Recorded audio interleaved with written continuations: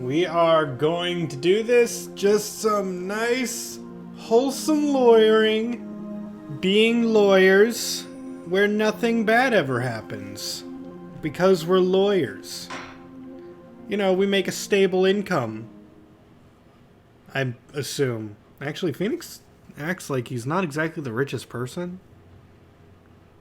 And yet all the prosecutors are seen as though they're like the most rich son of a... the Far East.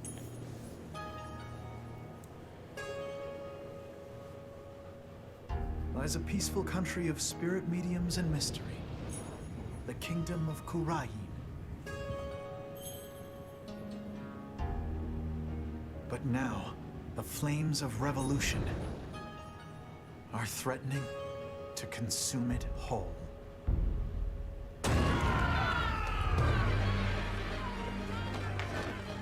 But things like revolt and revolution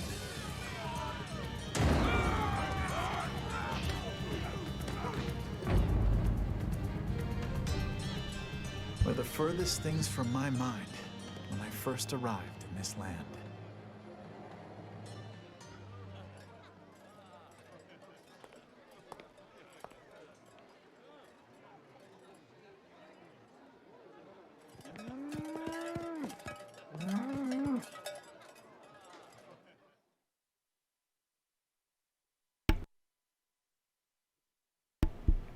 I need a freeze frame of when Phoenix actually sees that cow just walk in front of him. Because he just looks like he saw a ghost. But at the same time, he's seen ghosts before, multiple times. Here in Payne, death is not the end. Even after death, the soul lives on in the Twilight Realm. Not the Shadow Realm, that's Yu-Gi-Oh! And priestesses can commune with the spirit of the dead. Fear not death. In the name of the Holy Mother. Fear only the impurities of the soul? Oh, fear only the impurities. I thought they were saying, like, fear does things. Oh, but man, I wonder who the murderer of the first trial is. I'll have the child take the blame. Yes. Yes, everybody believes you're such a good person. I love that he said it out loud, too. So it's just this, like, inner monologue of him going like, yes, yes, I'll blame children for death. And then all of a sudden, like, there's just someone in the room next to him going like, you're gonna blame him for what? Oof. I'm finally here, so this is the kingdom of Payne, huh? What a long trip. I wonder how many hours I was in the air. But just look at this place. I love how it gives no specifications. So that we have literally no idea where anything is. Get a load of the street. It really feels like I'm in another world here. You're just in another country, man. And that gorgeous temple. I read that's the center of town.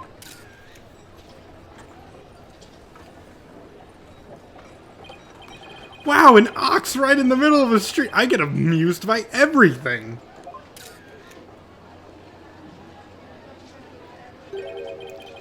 Excuse me, sir. I wonder what kind of bird that is. I've never seen anything like that. Yeah, what is that, like a warbird or something, I think they call it here? Over on the right. That's quite a crest it has on its head. Excuse me, sir. What? Yeah? Pardon me, are you Mr. Wright? Yeah, that's right. I'm right. Oops. Hope he hasn't been trying to get my attention the whole time. He has not. Wait a minute, are you? That's right. I'll be your guide at your service. Oh my god. I'm a monk in training at Temple. I hate all this. But at the same time, I love it. I'll be your guide around town, really. I wonder what profession you'd have if that wasn't your name. It's very nice to meet you. Happy Rocky. Happy what now? Happy Rocky. That's how we greet people in Karain. It's like hello or how do you do. It's pretty handy expression to know. Okay, let me give it a try. Hello, I'm Phoenix Wright. Happy Rocky. My name is Phoenix Wright, and I run a small law office. Well, that's what I do back home anyway. Right now, I'm just a traveler, a stranger in a strange land. You know, you're the strange one, yes, but it's not really a strange land to them.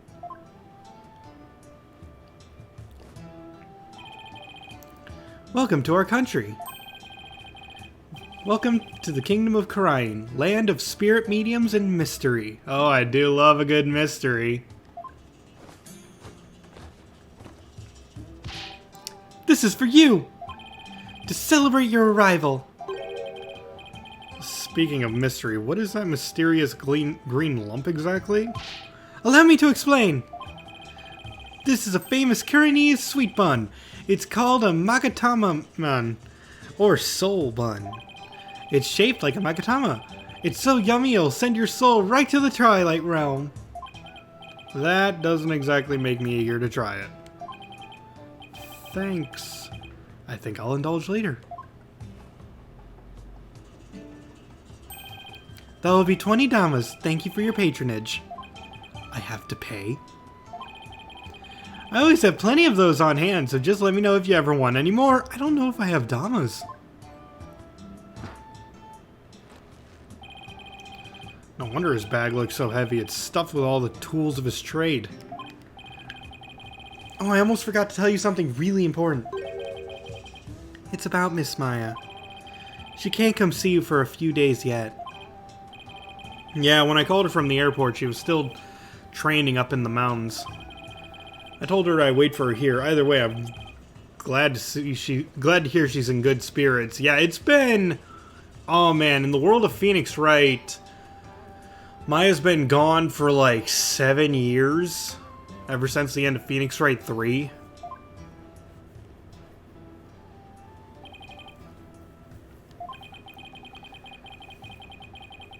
Maybe even longer.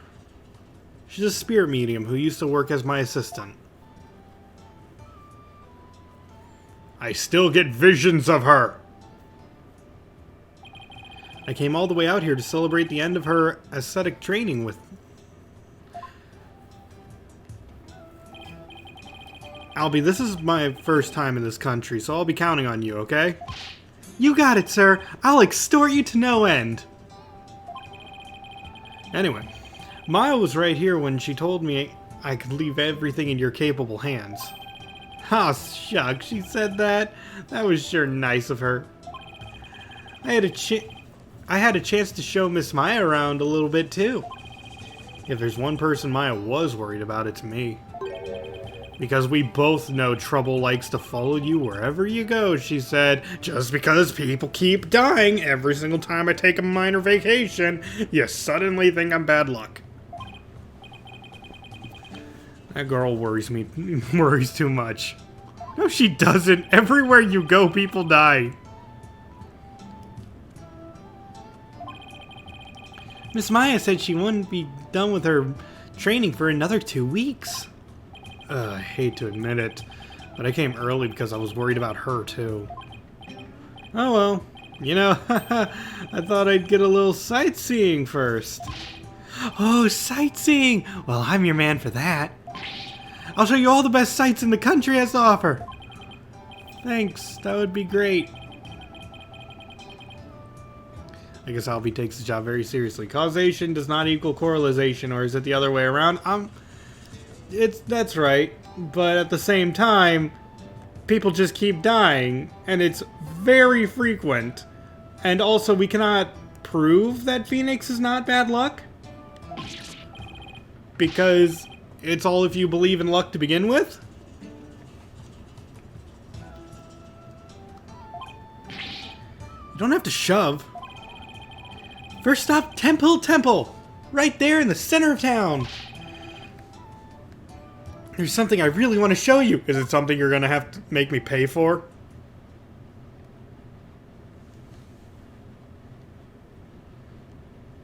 It's pretty.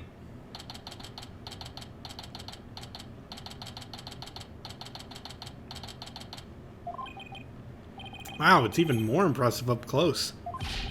Allow me to explain. This is the heart of our town, Temple. It was created by the founder of Kuranism and the Holy Mother herself.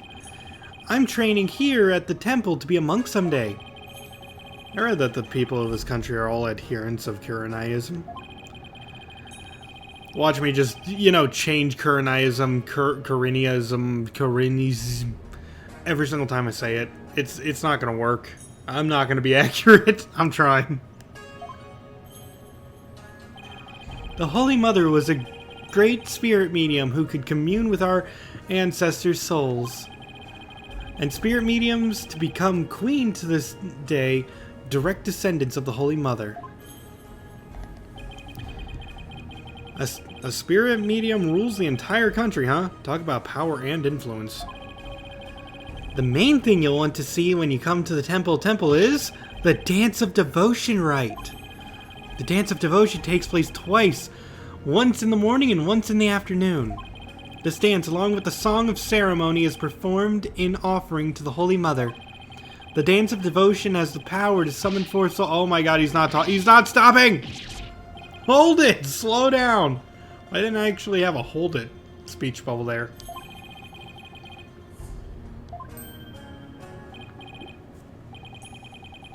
I guess I got a little overexcited. Anyways, the main thing I got all that is you really, really love your country. Well, that's sure true. I like this kid. He pours his heart into everything he does. Let's see. I guess I explained just about half of what I usually explain. So I'll give you a special discount, only charge you 10 Damas for the tour fee. You are going to make me pay for this, you little. Thank you for your patronage. I guess he pours his heart into aggressive salesmanship, too. Come to think of it, Miss Maya told me she could tell I love this country, too. We stood here for about an hour while I told her all about the Holy Mother. Really? An hour? Well, that counted as patience training. And she seemed really interested, too. She listened to my whole speech. Huh.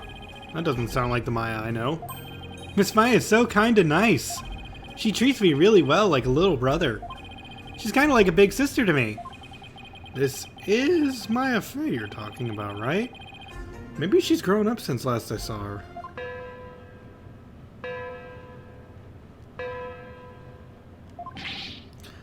Oh no! What's the matter? Is it that time already? We have to hurry into the temple right away!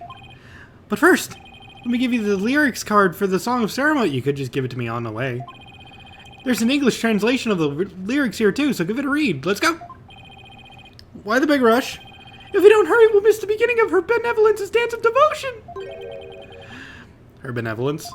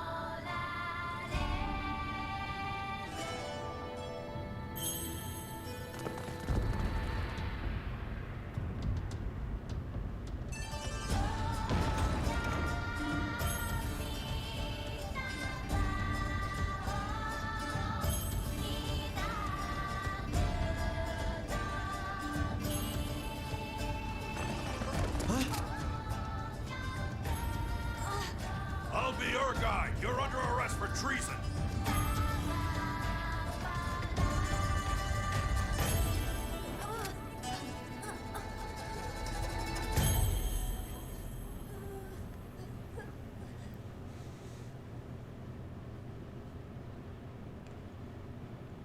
Well, that took a sharp turn. You know, except for the one part where we see that one guy in the beginning of the game go like, I'll blame it on the kid because I'm evil. Yeah, I mean, it's kind of obvious. Why won't you let me in? Okay, he's got a gun. Because you're a foreigner. What business could you have with this court? I told you, my friend is on trial in there. The police raided the temple in the middle of the dance performance yesterday and arrested Albie on suspicion of treason. I was worried about Albie, so I just had to come see his trial.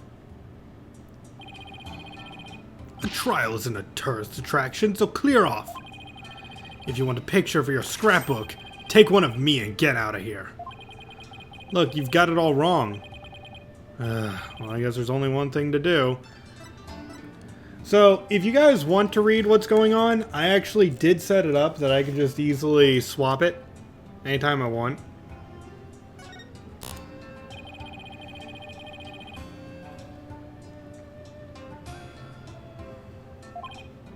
What? I'm actually a lawyer. Back at home, anyway. What? A lawyer? I can't... That's not possible. What's he so shocked about? Well, whatever. Now's my chance. Nothing's wrong with a lawyer entering the courtroom, right? Get back here! He's got a gun, Phoenix.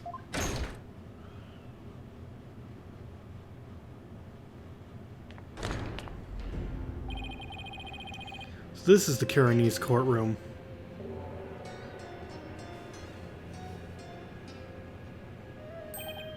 Wait, isn't that her benevolence? What's she doing here in court? The divination seance has been performed. I will now hand down my verdict against the accused. Whoa, what?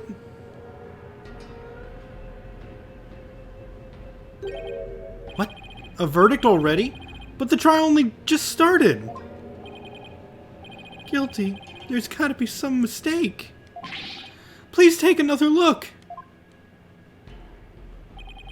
Seances performed by Princess Rafa are infallible. They show only the truth. What right do you have to question her abilities? But I didn't.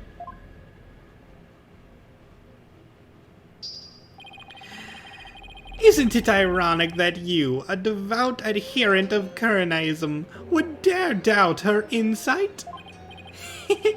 Non-believers will only be met with suffering in the Twilight Realm, you know. But I didn't do it. Your benevolence, please allow me to explain, I beg of you.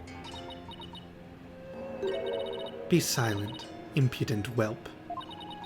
There's no merit to be had in indulging the ramblings born of a criminal's unclean soul.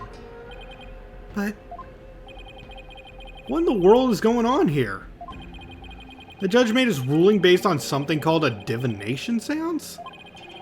What was Albie's attorney doing? Wait a minute.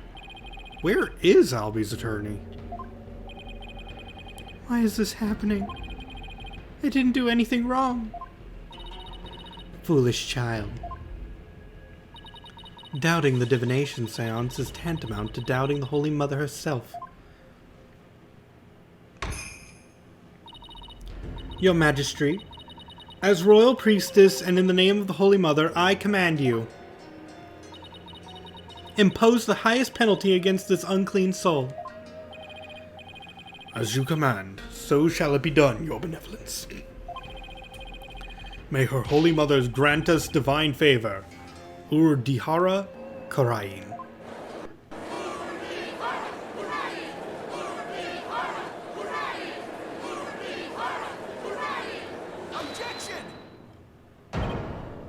What?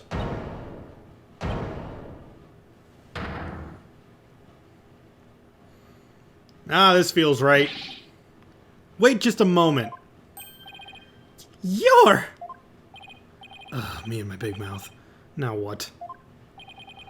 Mr. Wright? What are you doing here, sir? Well, I'm in it now, so I have to do this right. Your Honor, it's too soon to give your verdict. The trial has only been underway for a few minutes. Excuse me? Who on earth are you? I'm, well... an ordinary tourist, Your Honor. Just passing through. Ah, a tourist, are you? Hapariki. Or Rocky, whatever. More importantly, where's this boy's defense attorney? Defense attorney?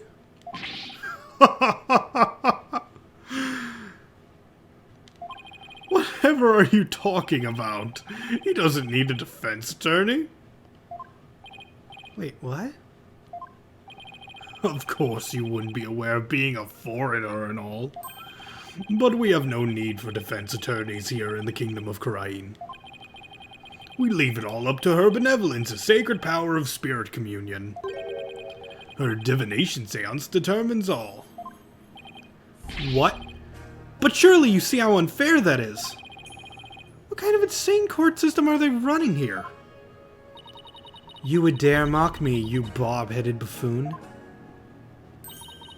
If you value your life, you will leave post-haste, or shall I summon the bailiff?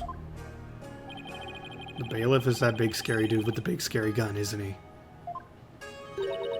I'm sure he would be happy to oblige you with a bullet or two as a souvenir for your travels. At the cost of an arm and a leg, no doubt. Now hold on, Mr. Wright has nothing to do with any of this. I'll be.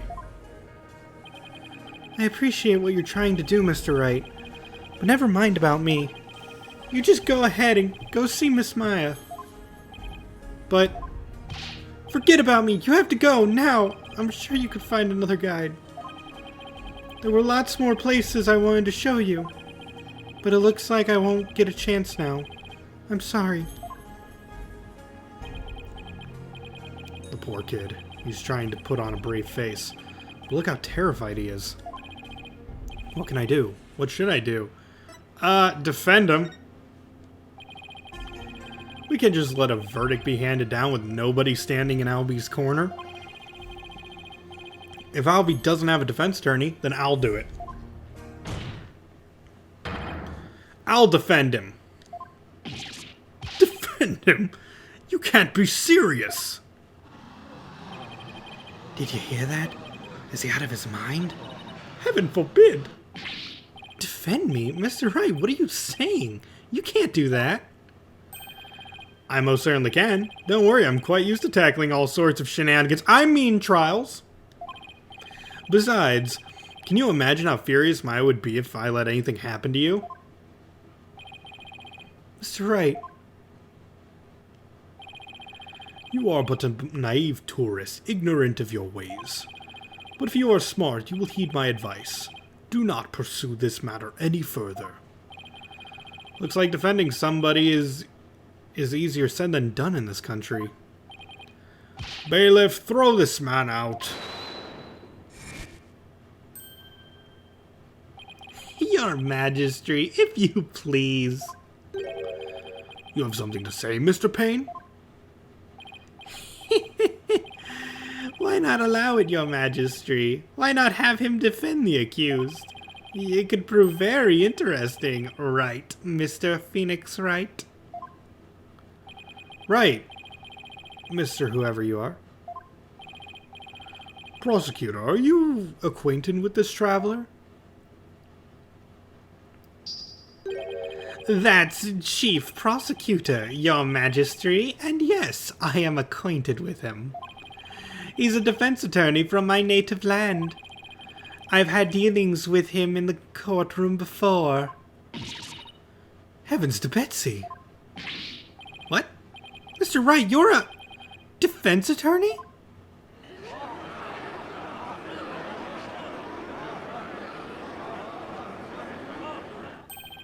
A defense attorney?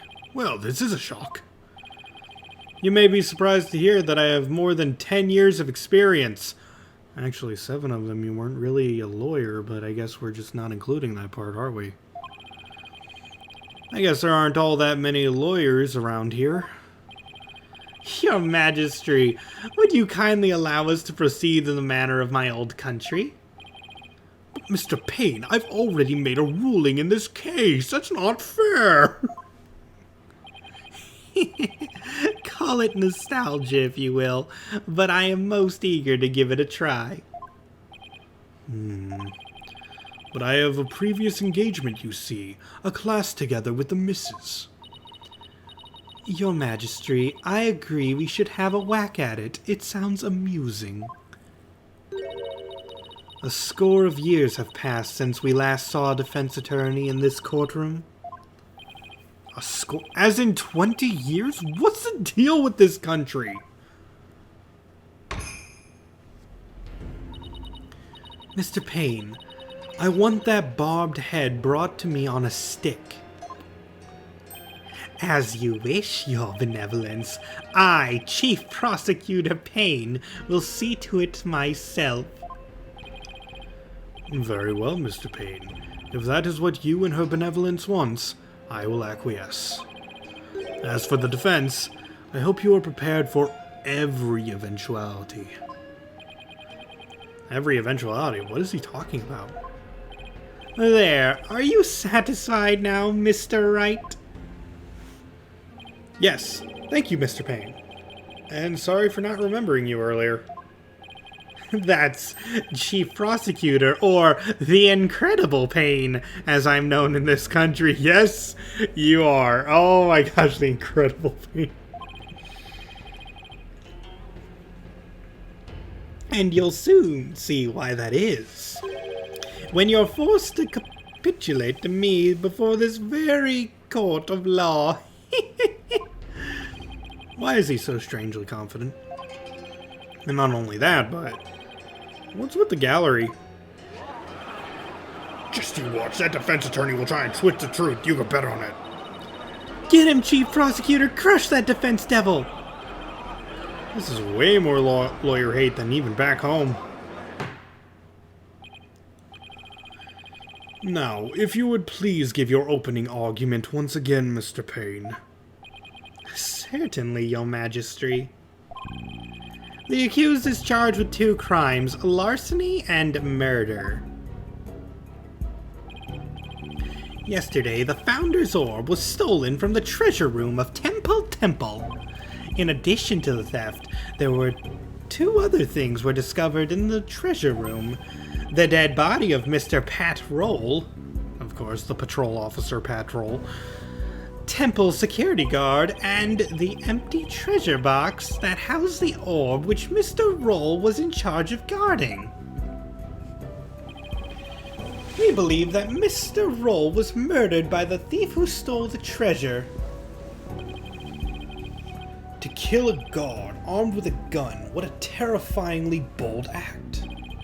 I couldn't agree more, Your Majesty. Please allow me to submit as evidence the victim's autopsy report and crime photo.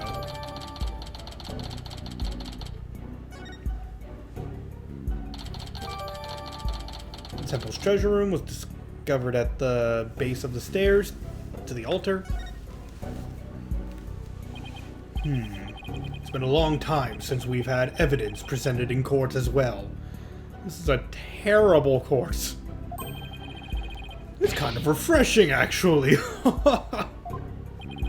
We may rely on the power of the seances, but our police still carry out investigations. After 20 years, I'm kind of surprised. Thus, any proof I provide is indisputable. Oh, really? Well, forgive me if I don't just take your word for it. I can check the evidence out by myself by looking at them in the court record. We'll see just how thorough you and your police were. So yeah, I can just switch the screens if you guys need to see all this.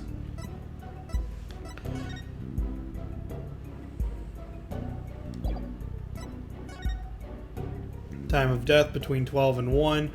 Cause of death, cerebral concussion from a head injury.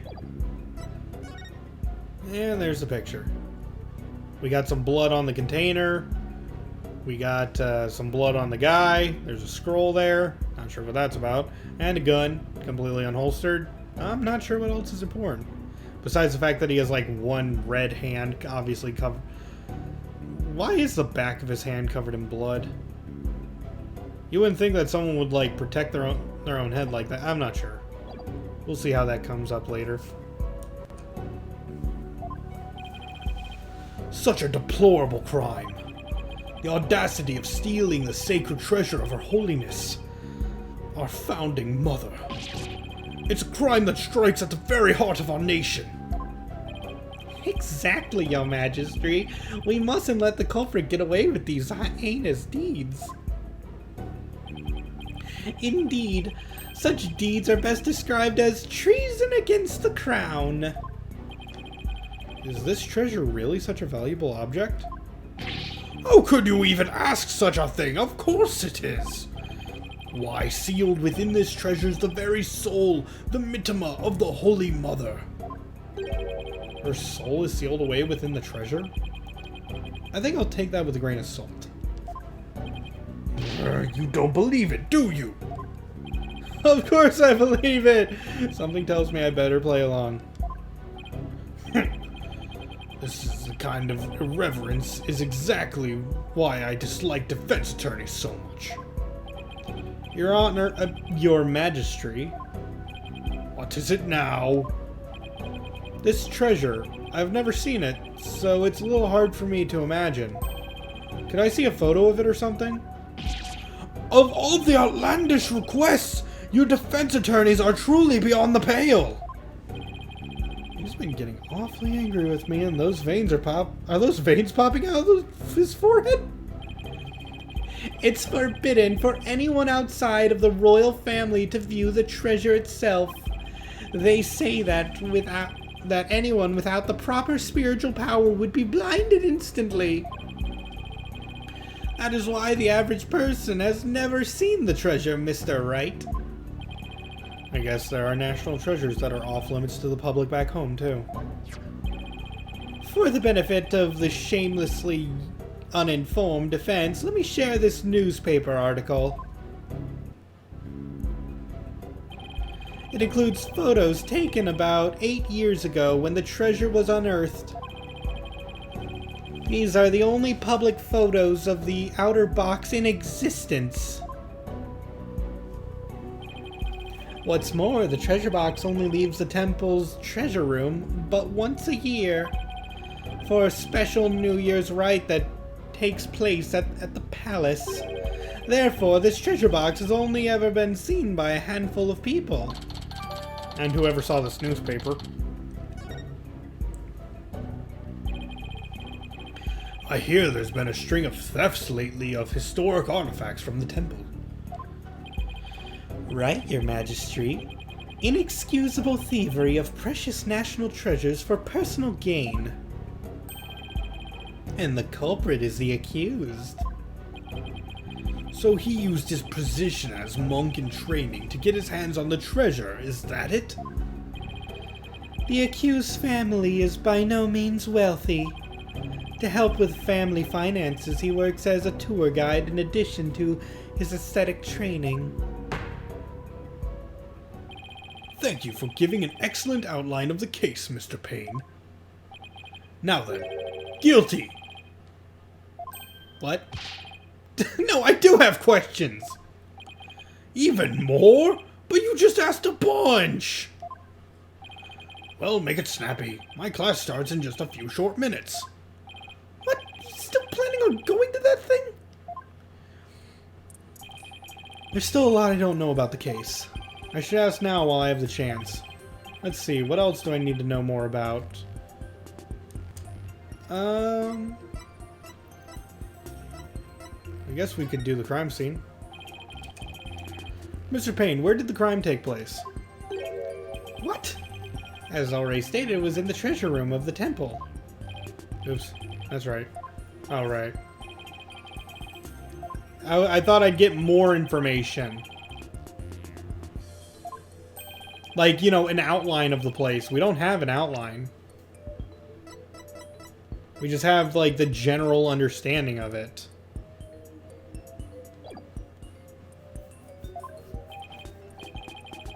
Oh, that explains why he has a crest like a rooster. No matter where I go in the world, the insults are always the same. Your Majesty, please let me try again. Let's see, what else do I need to know? The weapon. Yeah, I guess. Mr. Payne, what was the murder weapon?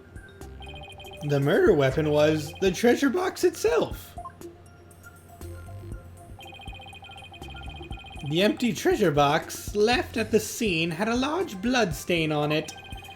How utterly reprehensible using the sacred treasure box for murder.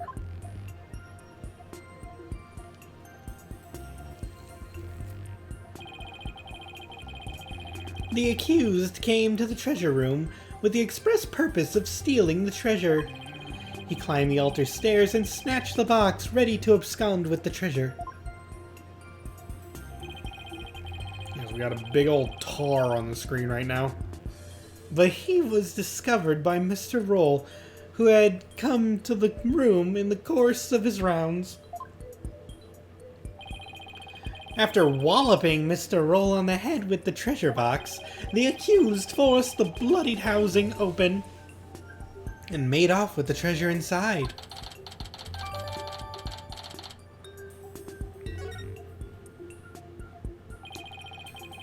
But the defendant is just a little boy. I hardly think he would be able to hit the victim, a grown man, on the head. Ah, very good point, Mr. Wright. But I'm afraid that won't help you. At the time of the crime, the accused was on the stairs leading up to the altar. The accused's elevated position would be more than make up for their difference in stature.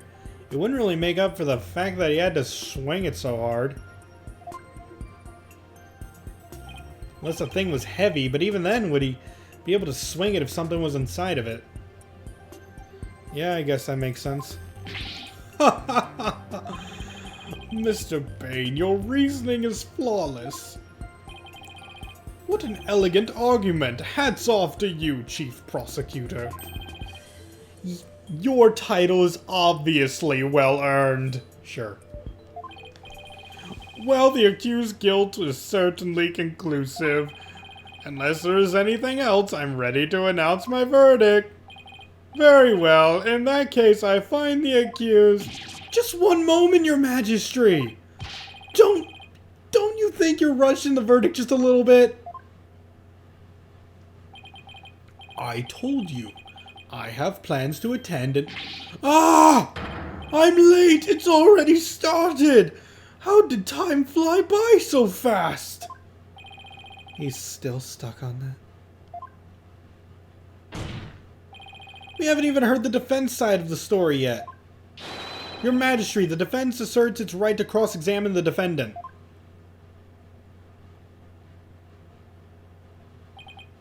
Huh? Did I say something funny? Cross-examine the... What do you mean by that? What do you mean, what do I mean? I seem to have some dim recollection of the process, but I can't quite recall. A little wonder. A so-called defendant hasn't been questioned in over 20 years. Should I even be surprised anymore? Anyway, I demand to let the defendant, or the accused, tell his side of the story. Was that really necessary? Of course it's necessary! What harm could it do? I say we allow the boy to speak, Your Majesty. Though I doubt he'll have anything of relevance to say. Oh, how kind of you, Your Royal Payness. Very well, as long as it's okay with you, Mr. Payne. I'm already hopelessly late for my class anyway. In that case, the prosecution calls the accused back to the witness stand. Oh, but before we do, I better call my wife and apologize for missing that class. Any objections? Go for it, Your Majesty.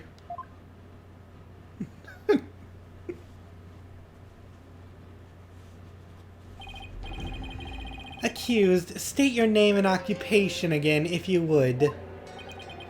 I'll be your guide. I'm in training to be a monk, and I'm a tour guide too. Why me? Now where were we? Cross-examining the defendant, Your Majesty? Right. Let's do that then. At the defense attorney's insistence, I might Sounds a little dispirited. His wife must have given him a piece of her mind. Well, the defense had better get to it. And make it quick, if you please. The defense? Mr. Wright, I didn't know you were a lawyer. Well, I am, and I'm here to defend you, Albie. Don't worry. All you have to do is tell the truth and you'll be alright. You tricked me! What? If I knew you were a lawyer, I wouldn't have given you that tour. Give back your Markatama now I gave you yesterday. Albie, what's gone into you? Don't talk to me, you disgust me! Now even Albie's against me, but why? This must be a new experience for you, Mr. Wright, being loathed by a client. Actually, I gotta recollect, has that ever happened? Has a client actively hated us before? Because I feel like it should have happened. There was that one we declared guilty.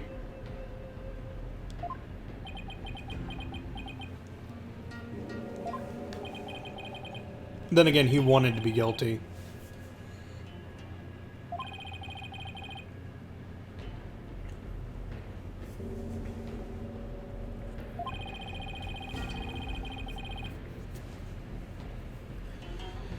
During the break between the morning and the afternoon dances of devotion, I want to tell the court what you were doing around that time. All right.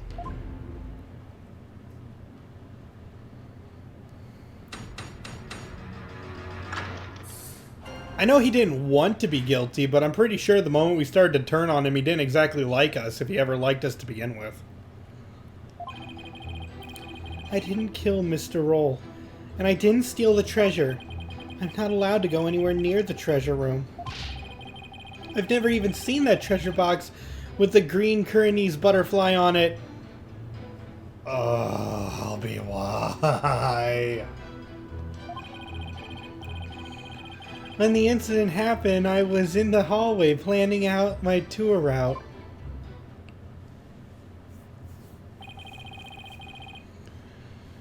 Were you well acquainted with the victim? Yes. He used to chat with me whenever we ran into each other in the temple. Mr. Roll was a monk in training when he was a kid too, you know. I bet Albie looked up to him. But he had to give that up and go work when his family needed money. That's why he became a guard. But at least that way he could still stay on at the temple. He was so proud when he was put in charge of guarding the treasure box. He even got to carry the box to the palace for the New Year's rite. The victim's parents apparently both died relatively young. So Mr. Roll had to support his younger brothers and sisters as well. But even with his job as a security guard, I'm sure things couldn't have been easy for him. Sounds like his circumstances and Albie's were very similar. Mr. Roll encouraged me to never give up. Albie, you train hard and make sure you become a monk one day. Don't end up like me, he said. He always was cheering me on, in my training and in my tour guide business too. Why in the world would I kill a nice man like that? Yes, I see. You expressed yourself well. Defense, now that you've heard the accused's account, are you finally satisfied? If so, let's draw this to an expeditious conclusion. Your Majesty, I haven't even cross-examined him yet. That wasn't the end of it? It's been so long, I don't rightly recall what this cross-examining thing is all about. A judge who doesn't know what a cross-examination is. What fresh hell is this? I really do wish I could remember how it works. Should I give the judge a refresher? Do you guys want to hear the tutorial? Like, is this needed?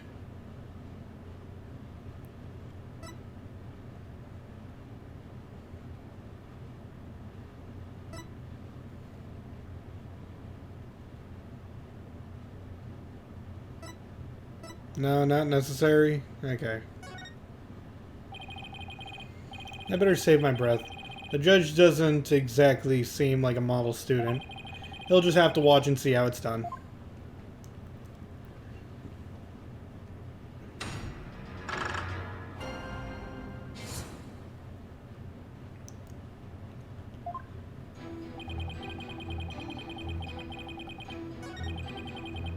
Okay, so we know the obvious one. I've never even seen the treasure box with the green Kuranese butterfly on it.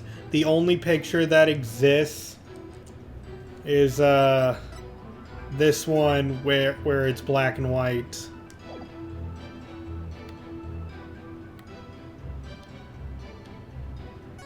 Wait.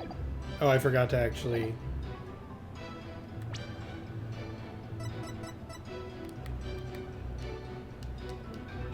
Objection! Oh, Albie, why would you lie to me? So you say you've never laid eyes on the treasure box, is that right?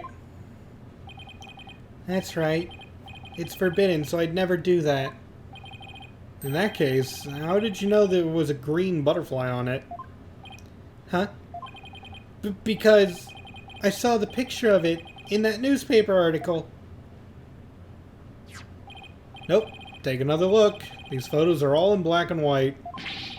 You couldn't possibly tell what color the butterfly is from these pictures. Hold on. This bag. Did it just move? Pokunka. I beg your pardon. Pokunka.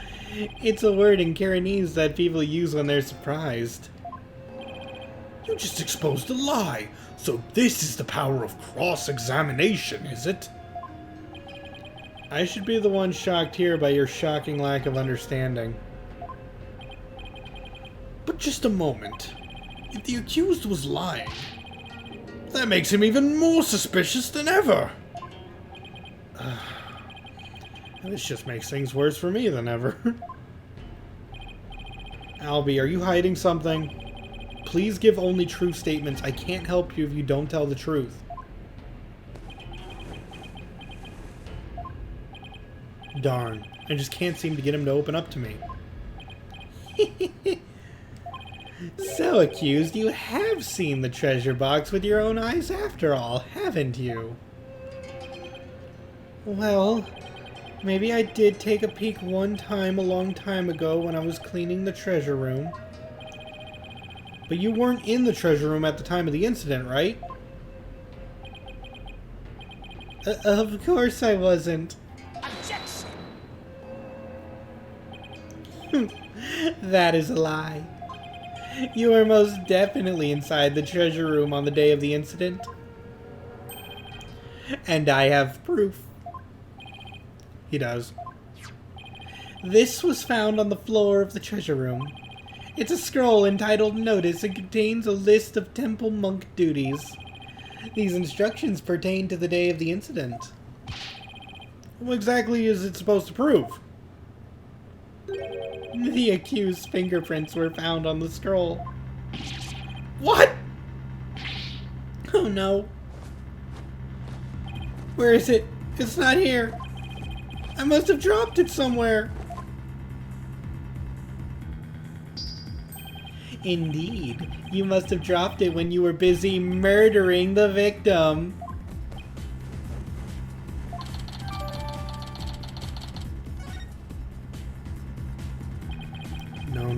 no. Then that means Albie was there on the day of the incident?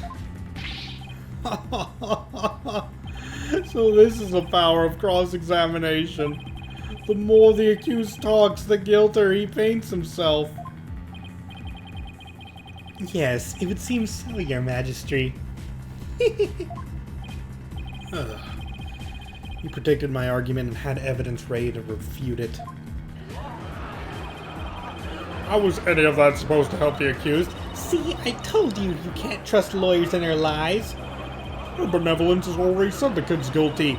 Just declare him guilty and get on with it. No, everything's all wrong. Shadow, what do I do? As I suspected, this cross-examination session has served no purpose whatsoever. No, you're wrong. But armed as we are with her benevolence's insight, there's no reason to doubt his guilt. And I guess I'll just have to poke holes at this insight of hers. By the way, this didn't prove to be a very interesting at all, Mr. Payne. Nevertheless, I will now finally announce my verdict. Wait just one moment, Your Majesty. I haven't seen this divination seance for myself yet. As a defense, I have a right to check it. Is that really necessary? I have to get home and apologize to my wife. I guess she really did give him the business. Your Majesty, I enthusiastically support having Mr. Wright watch the seance. You do? Why is that, Mr. Payne? Don't you want to see it? See the lawyer being utterly crushed by the power of the seance? And then watch him tearfully beg for mercy? Well now. I'm sure it'll make up for not getting to go to that class with your wife. It certainly does sound worth seeing, and it'd give me a juicy tidbit to tell the missus. Ha ha ha ha! I've been reduced to a juicy tidbit. Well, for an interloper, I imagine you do have the right to see it for yourself to be convinced. It's certainly unprecedented, but let's have the divination seance performed again. But then, right after the tearful begging, I really do have to get going. The only tearful begging is going to come from the prosecution when we're through. How pitiful the defense looks, still scrambling desperately for a foothold. Blissfully unaware that defeat and despair are all that await him.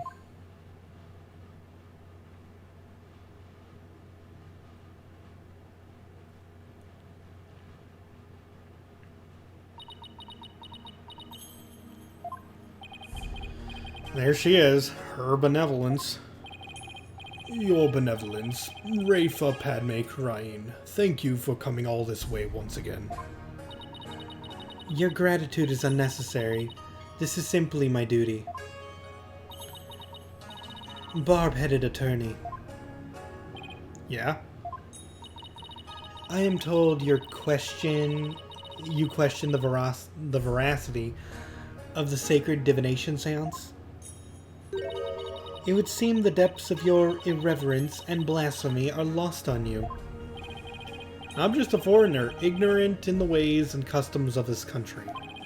I apologize in advance for anything rude I might say or do, your benevolence. All I want is a fair trial for Albie. You would imply that the trials of this country are unfair? Do explain, outsider. How verdicts founded on truths imparted by the very souls of the dead lacked impartiality. What's fair about the trials with no defense and no chance for the accused to tell their story? How dare you speak to her benevolence in that manner? Did you hear that? Did you hear how he talked to her benevolence? What does he know anything? Ignorant outsider. We won't stand for it. He must be punished. Yikes. Looks like I really stuck my foot in mouth in this time.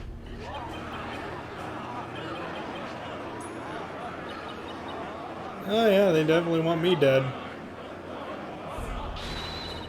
Silence, one and all. Is she standing up for me? Be not disquieted, my people. He merely expresses his opinion. Well, looks like her benevolence is going to be more reasonable than I thought. Attorneys are ghastly creatures with souls stained black by brazen untruths. The words of a lowly worm such as that are not worth troubling yourselves over. Alright, I take that back. None of his prattling can sway the truth of my insights. Rest assured, he will soon see the error of his foolish ways. Now then, your benevolence, the divination seance, if you would. Certainly. Nana, my robe.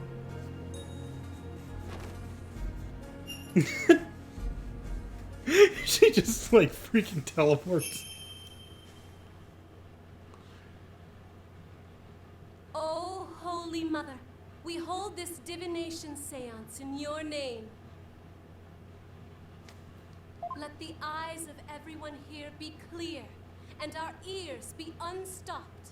O dance of devotion, guide the victim's soul to me. Yeah, the audio's a bit crusty. So that we may receive their final memories in the pool of souls.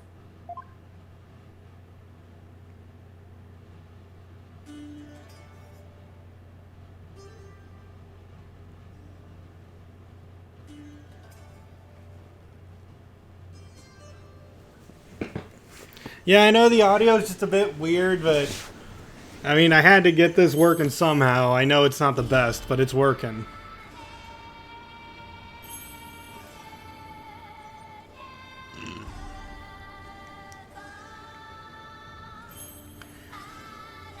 You know, I actually really enjoy this sequence. It's just, I hate that it plays out every single time this happens in the game. Like, every single time. Oh, this is supposed to be on the 3DS. Little handheld console. Came out like 4 years ago now.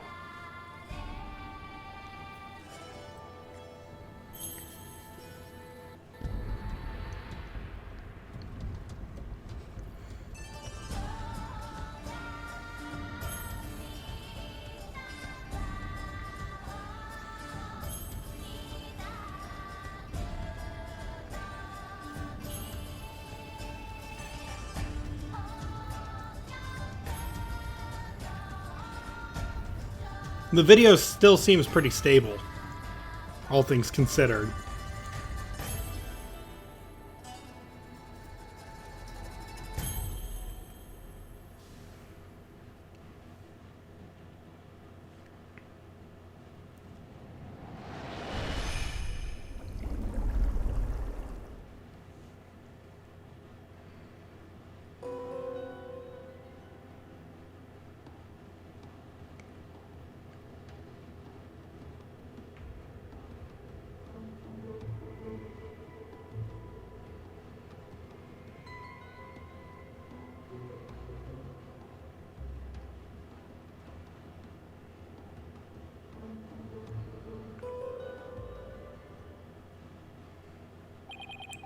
What just happened? An image appeared in the pool. A final message from the victim's soul and the last communication of his mitama. The divination seance has revealed this to us. Her benevolence can use the power of spirit communion to project the victim's memories of the last few moments before their demise. So what we saw in the pool was Mr. Roll actually experienced? In the victim's memories, we see the accused raising a weapon up over his head. This is consistent with the findings of the police investigation. There has to be some kind of mistake. I didn't do it. This looks bad for Albie. Really, really bad. Now do you see why I'm the incredible Payne? Yes. Yes, I do. More than I can express. Yeah, exactly. But even then, But even if those are really the victim's last memories, what can I do with them? There it is. There's the face of a man being utterly crushed. Oh, how I've waited to see it. Isn't it wonderfully gratifying, Your Majesty? Oh yes, very satisfying indeed. Now are you finally convinced, traveler? The accused is most assuredly guilty. Am I really the only unbiased one here? Now then, I think we've been amused enough. If you give up now, I won't even invoke the Defense Culpability Act against you. You'd be free to slink back to your own country with your tail between your legs. The Defense Culpability Act? What's that? What? You mean you honestly don't know? No?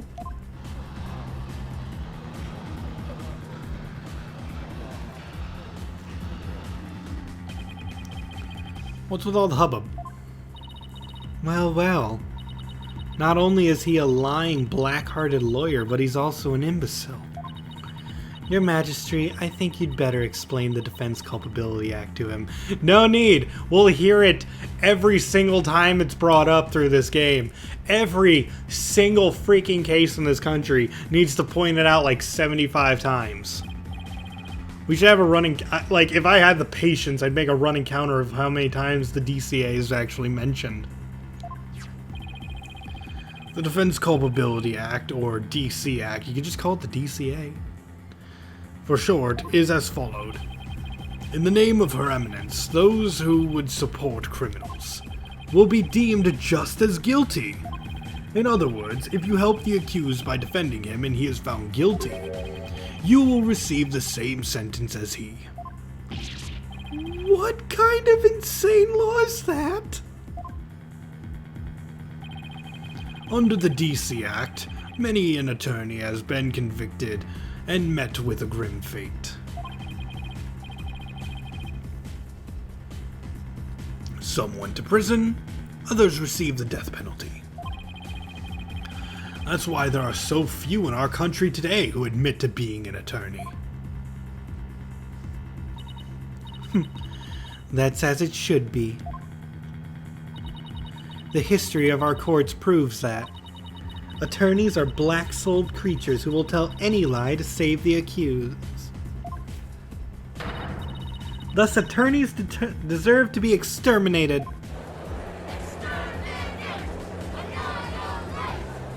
Oh, this is a peaceful country. I've never felt so much hostility coming at me from so many sides. What could have happened to make everyone feel this way?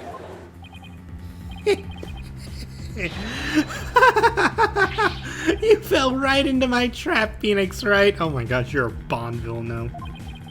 Your win streak against me and my brother end today. With the Seance and the DC Act on my side, I'll finally get my revenge. So that's why he was so eager to have me defend Albie.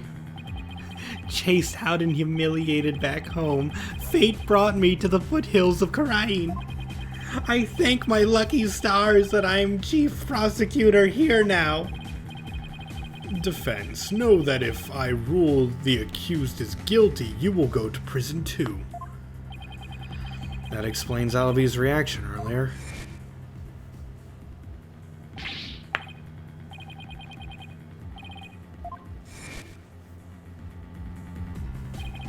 Your Majesty, isn't a prison sentence a bit lenient? After all, we're talking about treason.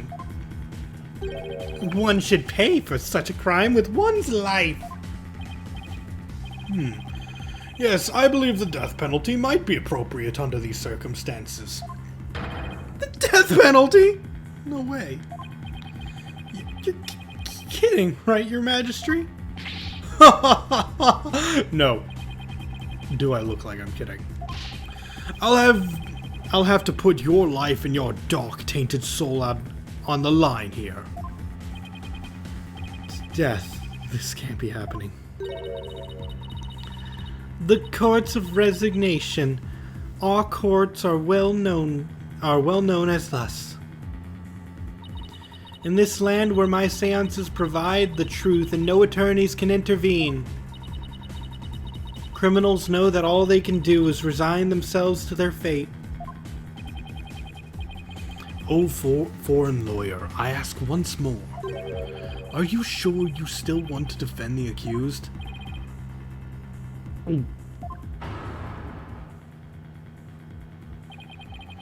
There's Maya to think in all this too. I can't just lay down my life. What in the world should I do? Let's continue the defense.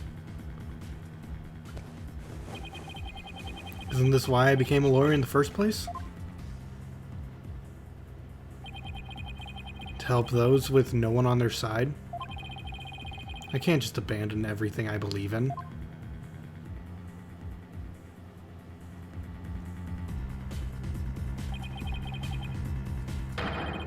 All I can do is stand firm and fight.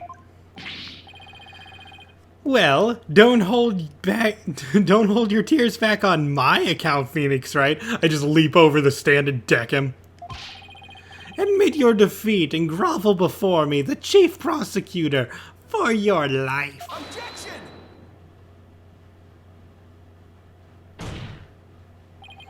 Even if it means being subject to the Defense Culpability Act, I will defend Albie.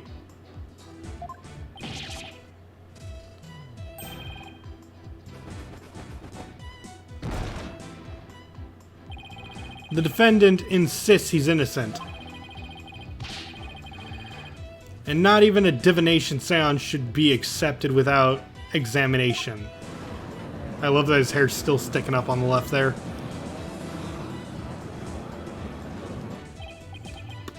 Polkunga! But if I'm found guilty, you'll get the death penalty too. Even knowing that, you still want to defend me? I don't know what happened in the past, but it looks like everyone in this country considers lawyers to be liars. So I can understand if you don't believe me. But I still believe in you and your innocence. So all I have to do is keep believing and find the truth. That's all there is to it.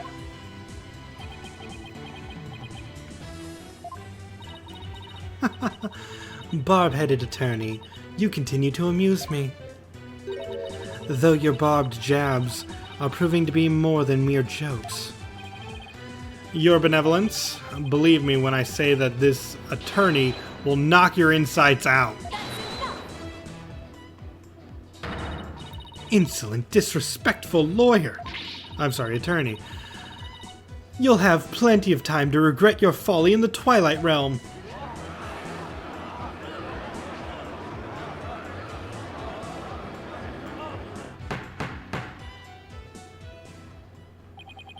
I forget, I don't think Gaspin is actually wearing a wig. It might be a wig. I don't remember if Gaspin's hair is a wig. I know that, like, Winston Payne's, like, hair was fake. But I'm not sure about Gaspin.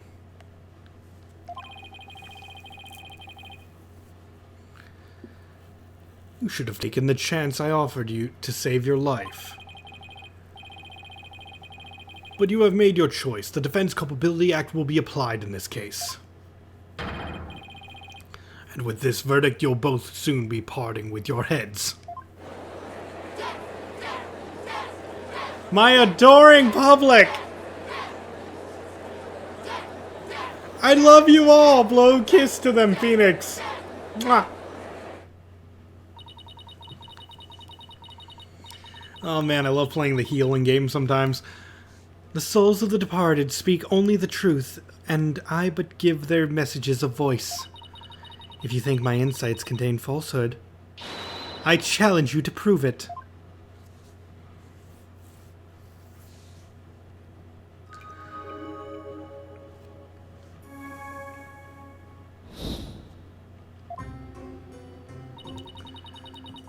The accused swung whatever he was holding down on the victim's head. With the pain, the victim's vision went dark. This is when he lost his life. Still, I can't believe it.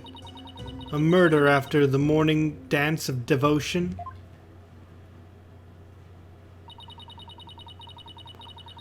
These are the victim's experiences just before his death.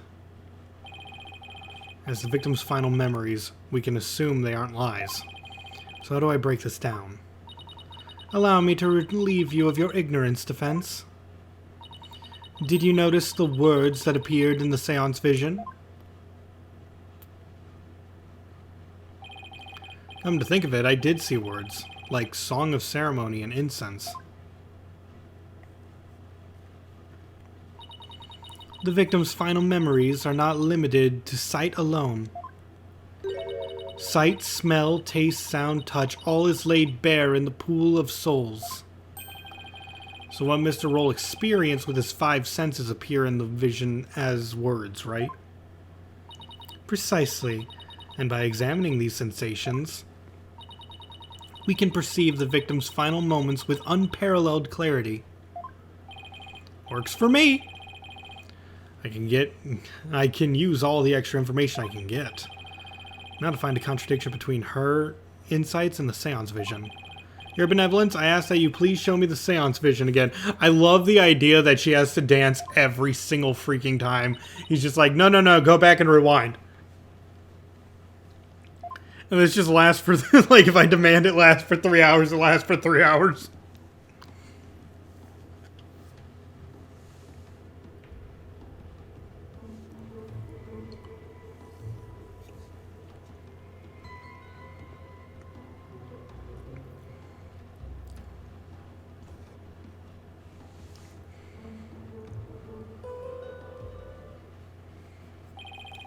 Wait a minute. Her Benevolence said after the morning dance of devotion earlier, didn't she? Isn't there something off about that?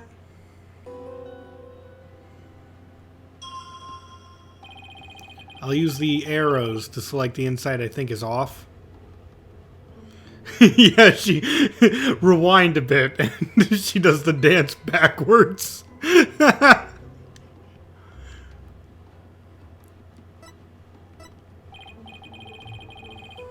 Yes, this is the insight that sounded funny.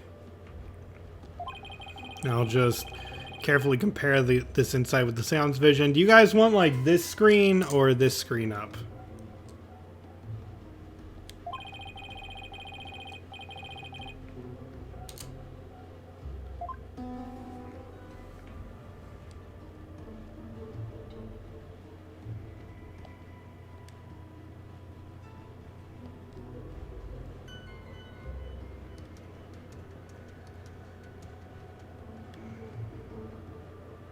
Oh, whoops. I think my buttons are a bit unmapped correctly. I tried to hit the upper one. You prefer the top screen? Okay.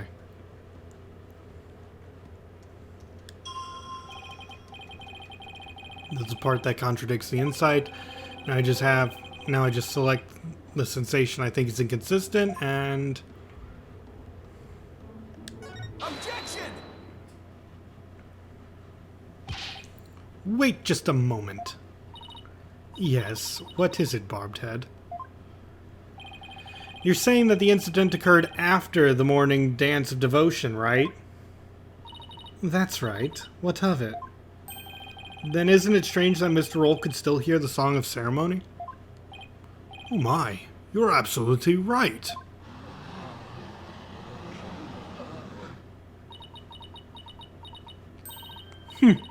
Is that all that troubles you? Huh? What the victim heard was just a practice run of the Song of Ceremony. Practice run? What are you talking about? Mr. Payne, if you would.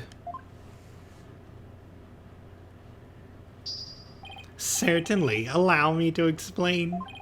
The incident occurred in the interval between the morning and the afternoon dances. During that time, the singers were practicing in the performance hall. Precisely. I was there as well, so I can corroborate this statement. I see. So what the victim heard was that practice session. There goes my contradiction. Okay, so they were practicing in this performance hall. That must be the room where Albie and I saw her benevolence dancing.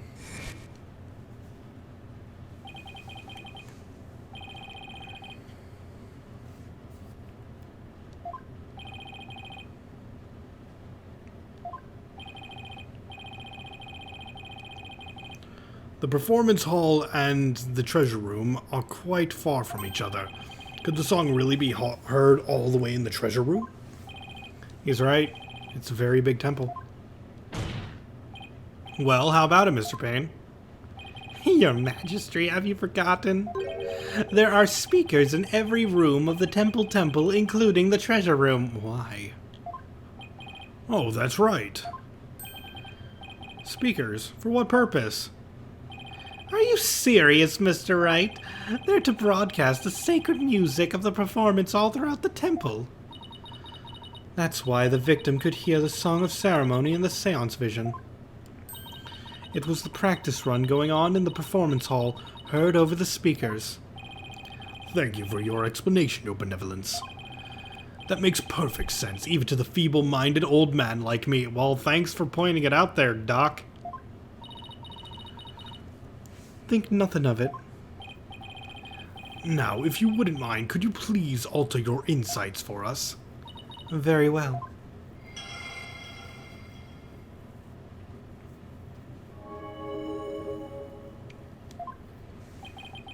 Think I'm getting the hang of this. If I point out any... Yeah, I know. You'll update inconsistencies.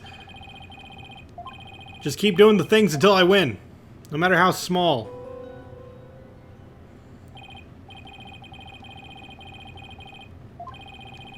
I'll try using the pause button.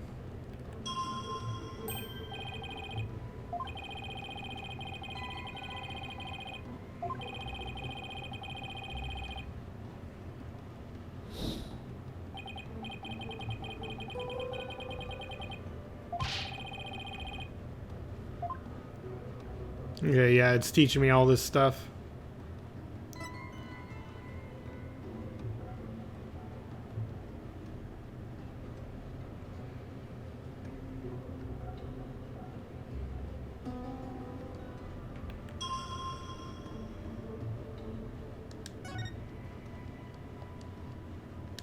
Objection! Yeah, pause. She freezes in place. Like she's just holding, like mid-jump, just frozen. Like one of those movie credits things. Like, we did it, everyone! Yeah! And then she's just like frozen in the air mid-seance. It's great.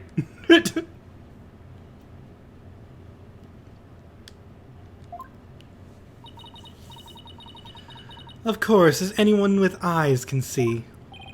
Well, pardon me, but I must disagree. What? Your Benevolence, please take another look at the exact moment the victim felt pain. Oh!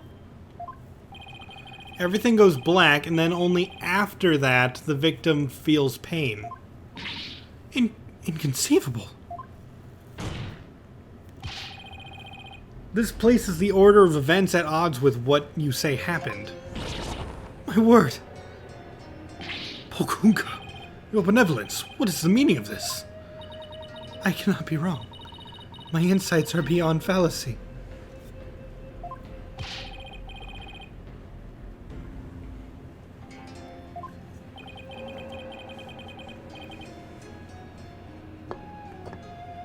Please forgive me, Your Benevolence, but I'm afraid this contradicts is something we simply can't ignore. Now, let's not be too hasty, Your Majesty. I think I can clear this up. You have something to add, Mr. Payne? 1,000 apologies. It seems the prosecution has failed to make one tiny thing clear. And that would be? On the day of the incident, there was a power outage, a blackout in one part of the temple. As I recall, the crime scene was in that sector. The power outage must be why the victim's field of vision went dark. I apologize for neglecting to tell the court this detail. I'm afraid it slipped my mind. Or rather, you knew all along and are only letting it slip now that it's convenient, Payne. The power outage knocked out both the lights and the speakers. Oh, there was a blackout there, was there? Well now, that explains everything, does it not? No, how did he hear the song if everything was blocked out? What do you mean, Your Benevolence? Please share your thoughts with us, if you would. The blackout occurred when the accused and the victim were faced with one another. Fearing the victim would flee under the cover of darkness, the accused swiftly brought his weapon down on the victim's head. I see. That makes perfect sense, Your Benevolence. So the victim was struck after the lights went out. The depth of your insight is awe-inspiring, Your Benevolence. Give her a hand, everyone. Long may you live and prosper. I want to live long and prosper, too. Enough applause, you flatter me. Now, Your Benevolence, in light of this new information. Yes, of course, I will alter my insight. Oh yeah, we're knocking her off her, off her pedestal. So much for my inconsistency. It's still there! It's even stronger now! At least I was able to draw out some new info. And with that new info comes a chance to find new inconsistencies. Now to compare the insights with the vision. Yeah, I get it, come on.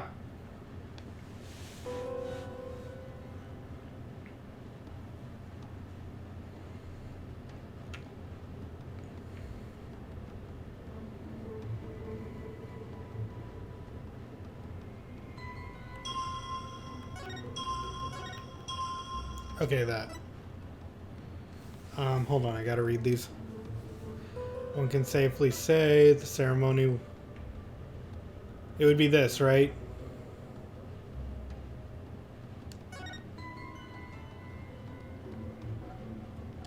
Objection! Yes, I finally found it. This is the gaping hole I've been looking for. Your benevolence, as impressive as your spirit communion power is, it's not infallible.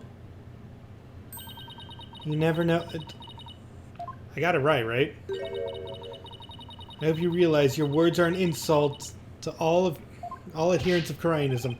Defense, watch what you say. If you don't mind that tongue of yours, you won't have one left to mind. It's certainly not my intention to insult spirit mediums. But maybe I'm not the one who needs to learn when to stop talking. What malarkey? I believe you said a few moments ago that the victim could hear the song of ceremony thanks to the temple speakers. Yeah, there we go. But then how do you explain how the victims could still hear the song of ceremony even after the power went out? Oh. This contradiction of facts can only mean the song of ceremony Mr. Roll heard was not coming from the speakers. What? Impossible! Oh yeah, now we got the objection music. What are you saying? That the song he heard was coming directly from the performance hall? That's exactly what I'm saying. It's the only possible explanation. But the scene of the crime was nowhere near the performance hall. Right? The song couldn't make it all the way to the treasure room, not unless... You mean to say... Yes, the treasure room was not the actual scene of the crime. It must have been somewhere else, somewhere closer to the performance hall. What? You can't be serious. There's a glaring contradiction in the claims of her benevolence and the prosecution. Therefore, the defense insists that this case be thoroughly re-examined. What? No. This is completely unprecedented. An inconsistency in her benevolence's insights? Unbelievable! Heed not this forked tongue, your majesty. These are but claims of a corrupt lawyer, a feeble ruse from a feeble mind. The contradiction revealed by the defense is undeniable. I can't... We can't. We can't turn a blind eye to it. But the defense's assertion, in the end, is in the end meaningless. Even if the location of the murder turned out to be different. It doesn't change what we've seen in the moment of the murder. Indeed, the accused is standing right there in front of the victim. Furthermore, the murder weapon remains raised above his head. My insights still stand. I hate to admit it, but she's right. The seance vision still makes the situation look really grim for Albie. I doubt even the defense can dream up an explanation as to why. The accused had his hands raised up over his head. Well, the defense dares to dream of making out of this nightmare alive. You what? You still insist on trying to tear down my insights, do you? You'd better be prepared to back up your claim. Remember what will happen to that tongue of yours if we find out that you're just wagging it. Of course I can back up my claim, just as soon as I think of something. You appear to be fully prepared, defense. As the embodiment of this court, I give you permission to try and prove your claim, as long as you're willing to stake your life on it. I concur, your majesty. Prepare the tongue shears, chop chop. Chop chop? Yes, let's have the bailiff fetch them.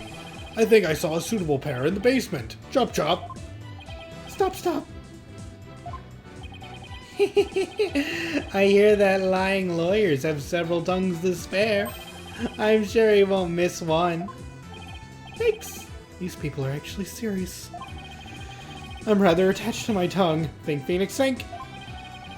Other than raise a weapon, why would Albie have his hands above his head like that?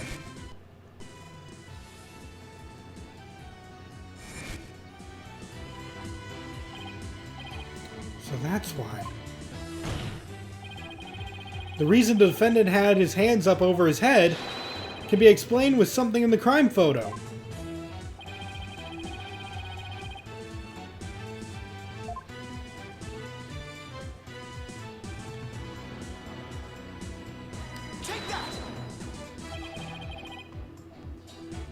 As in the seance vision, I witnessed the defendant raise both of his hands over his head yesterday.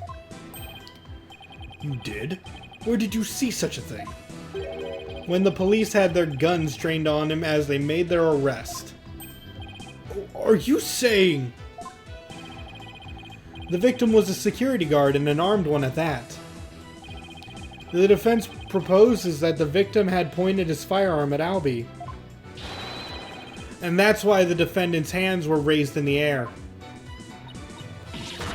Pulkunka.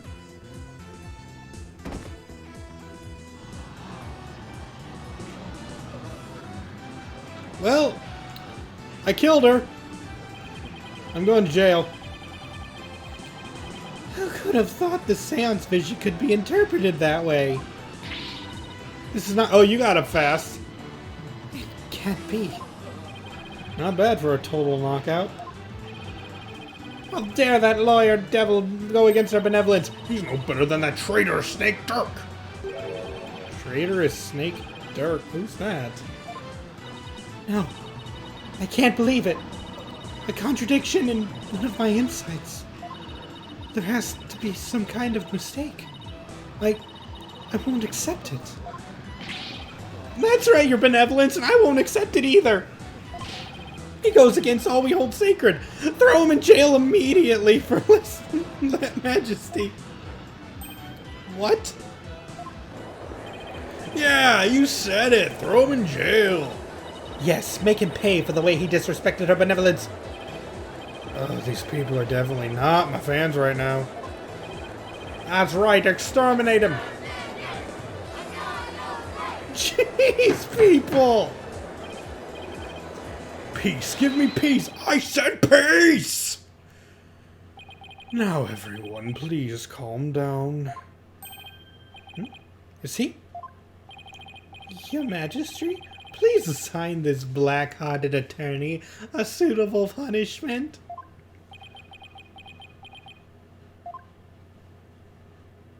No, I can't charge him with... Is it least majesty or less majesty? What? Why not? But your majesty... He was simply following the proper procedure for defending the accused. There's nothing unlawful about that. But your majesty, don't you want to wrap this trial up quickly? Why not just give your verdict, then you can go home and make it up to your wife?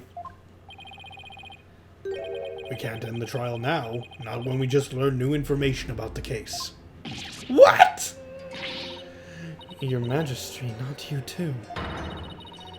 You would honestly entertain the idea that my insides contain a contradiction? Truly, it is shocking. In the 20-plus years since the DC Act went into effect, such a thing has never occurred. It's pronounced Lee's. Okay, Lee's Majesty. To be honest, I don't believe it. Or is it lies? I don't know. Or Les? Les. Okay, like, okay.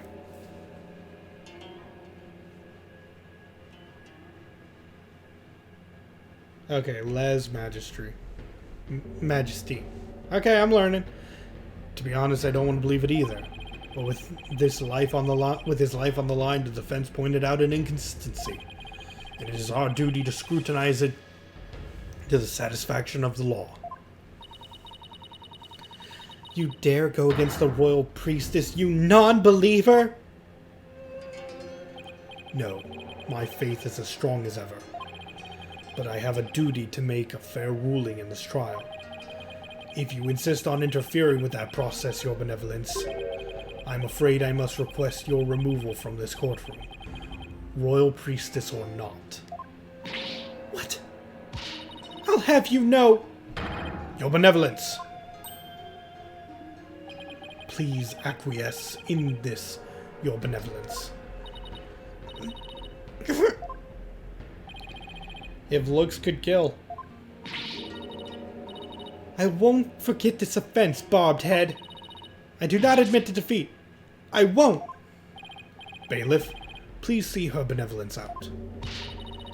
Your Mentima will face due retribution in the Twilight Realm.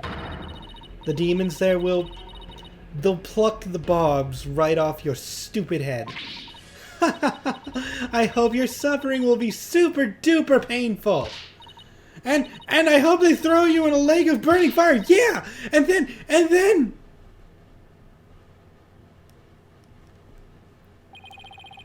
I guess she's still a teenager after all. Now then, defense. Mr. Light, was it? That's right, Your Majesty.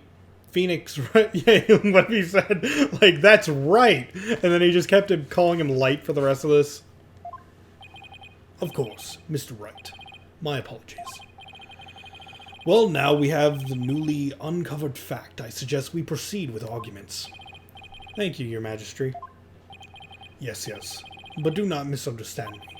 This doesn't mean I trust you completely. I'll be keeping a close eye on you, so don't even think about lying to this court. I understand, Your Majesty.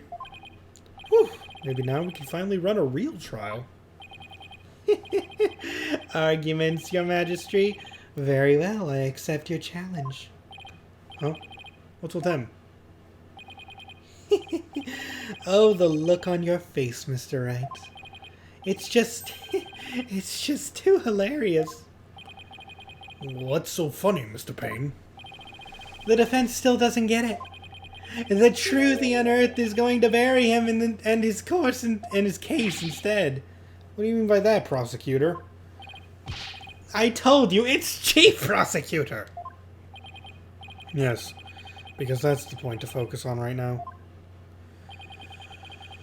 The defense is digging its own grave. Consider this, Your Majesty. Why would the victim, a security guard, point a gun at the accused? Oh? Oh, indeed. Because the accused was about to commit a theft! It's the only logical explanation. What? That does sound pretty logical, actually. It doesn't help the accused situation at all. If anything, it makes him look even more guilty. Yes, I have to agree. Allow me to spell out this truth the defense didn't bother to think about. Mr. Roll came across the accused just as he was trying to steal the treasure. The guard pointed his gun at the accused, and just when the power went out, the accused murdered the victim and hid the body in the treasure room. A hand truck for moving heavy treasure around is stored in the... A hand truck for moving heavy treasure around is stored in the treasure room. Okay. The accused could have easily moved the body with that.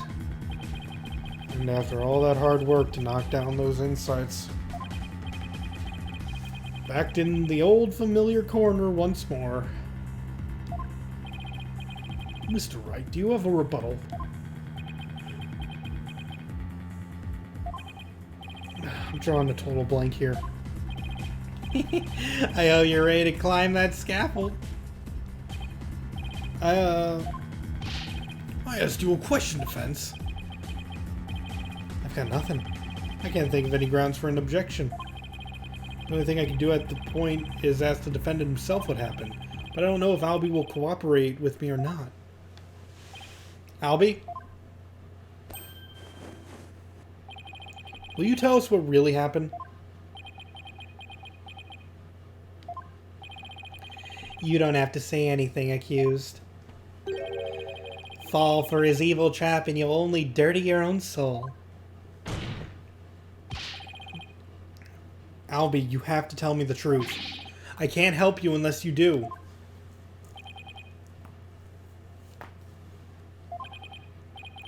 Mr. Wright, I'm sorry. Why? Why won't he trust me? Is this it? Is this the end for both of us? Maya, I'm sorry.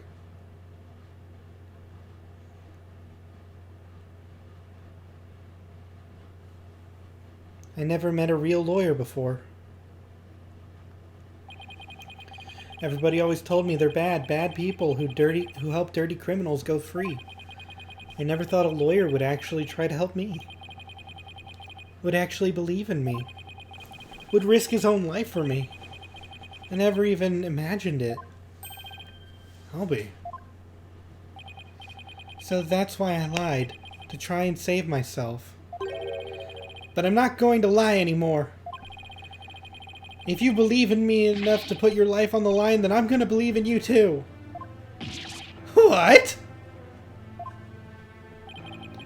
Allow me. Allow me to explain!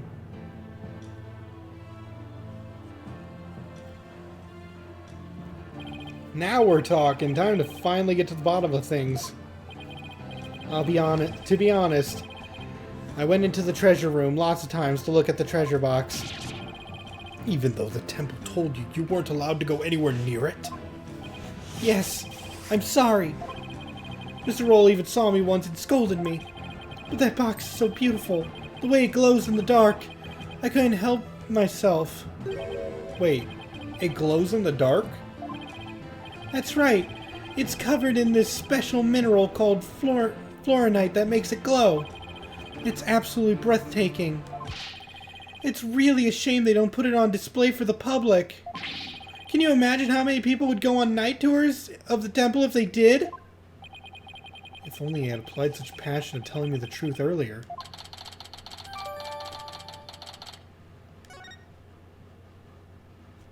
And you all know what that means!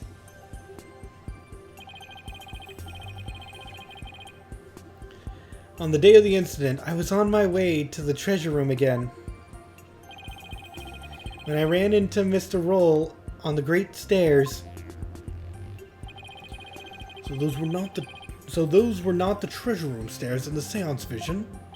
No, they were the great stairs that connect the hallway. Makes sense. The vision wasn't clear enough to show us what was at the top of the stairs.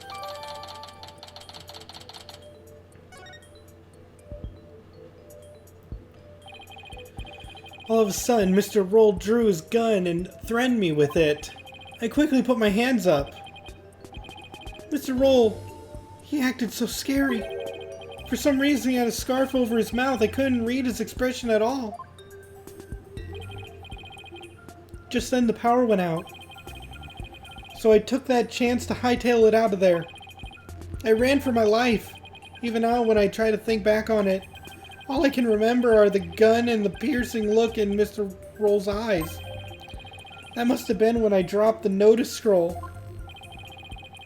Which means someone else brought it to the treasure room along with Mr. Roll's body. Did Mr. Roll say anything to you when you ran into him on the stairs? What is it, Albie? I have no idea why, but he asked me a strange question. Did you steal it? He said. What?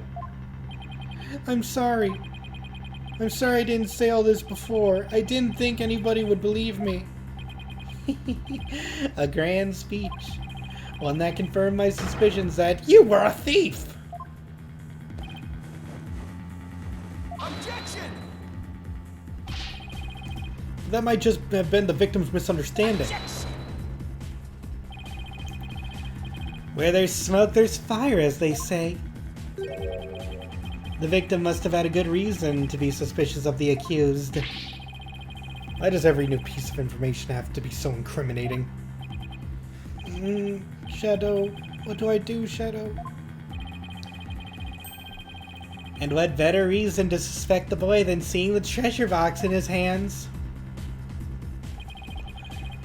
In the course of his rounds, the victim must have noticed that the treasure had been stolen. And then, just after that, he ran into the accused. I'll be your guide. No, that's not what happened. Therefore, the one who stole the treasure and killed the victim can be none other than the accused. Ah!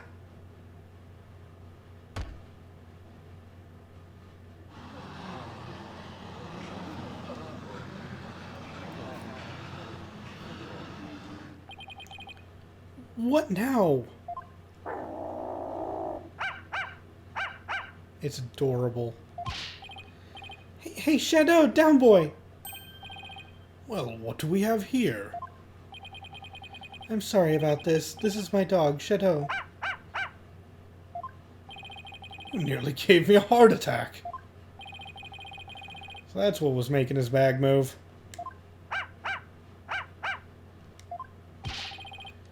Can't you quiet that yappy mutt down? Hey, you be nice. It's a cute dog, okay? It's a cute puppy.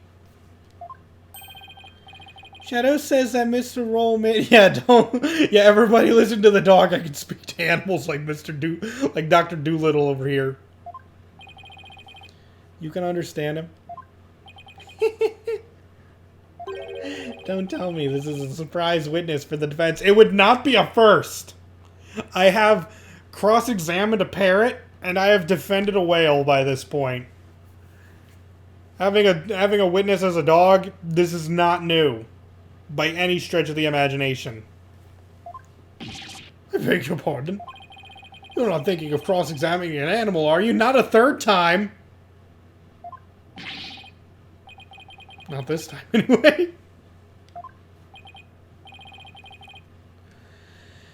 Phew, well, I'm glad to hear that. I thought I'd have to reassess my assessment of your sanity for a second there. I think I'd better reassess my strategy and fast. I have to somehow show that the victim... Somebody else could have struck the victim or were sunk. Well, it's true that the defendant was standing in front of the victim when he died. It doesn't mean that somebody else couldn't have struck the victim at the time. If you're going to go that far, then I hope this means you have another angle of approach ready. Exactly, I mean, who but the accused standing front and center could have done it?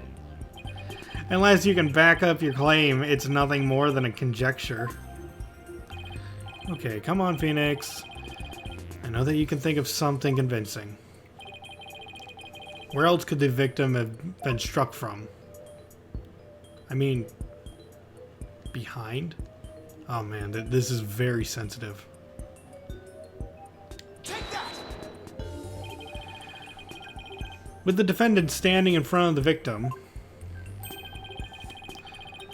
And I just want to point out that why is this even a thing in this case? Like, why did we ever think that it was a blow from... Like, I know the autopsy doesn't say from behind, but we could see it in the picture. Look where the impact blow is. It's on the back of his head. What made us think that... And look at where the bloodstain is on the object. It would have to, like, really reach over him.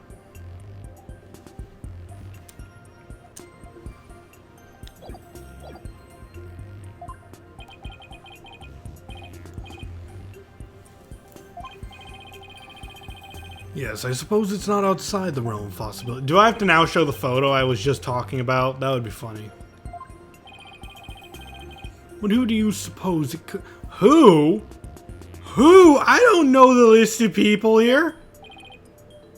The true culprit. Naturally, the one who committed the theft and murder. The true culprit. And I suppose you have a true timeline of events to go along with that. I should have known I'd have to explain everything. Alright, if we assume the true culprit of the victim is from behind, then that means... After going to the storeroom, After going to the treasure room and stealing the treasure, the true culprit tried to escape. But then Mr. Roll appeared, making his rounds. I imagine the culprit quickly hid in the storeroom at the end of the hallway. You're grasping at straws, but this is not grasping! You have nothing but baseless conjecture. I'm gonna look for something to base it on right now. Phoenix, that's not a good argument. Albie? When you ran into Mr. Roll in the hallway, was there anyone around the storeroom area? I love that Shadow is also thinking. And looking adorable at the same time. There might have been somebody there, but I couldn't see. I was only about halfway down the stairs, so I couldn't see the ends of the hallway. I see. Swing and a miss. Oh! Shadow says that someone was there. Yes, thank you, Shadow. Thank you for that. Too bad his testimony is inadmissible. You think this is a joke? Maybe the defendant didn't happen to see this other person, but that doesn't mean the true culprit couldn't have been there in the hallway. Your desperate floundering is getting hard to watch, but I will enjoy watching you sink. Actually, if someone's floundering a lot and then they actually die, wouldn't they float? I mean, some people sink, I guess. Depends if... I'm not sure. What are you talking about? Unfortunately for you, only the accused and the victim were there in that hallway at the time of the incident. How can you continue to make that assertion? Because there was a witness. So what you're saying is that there was no one else in the hallways because you know someone who could tell you they were there in the hallway. Brilliant!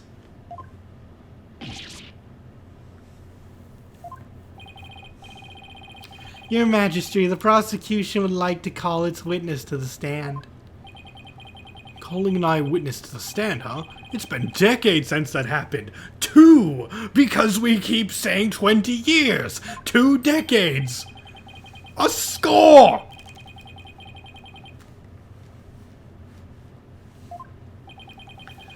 That was a low blow.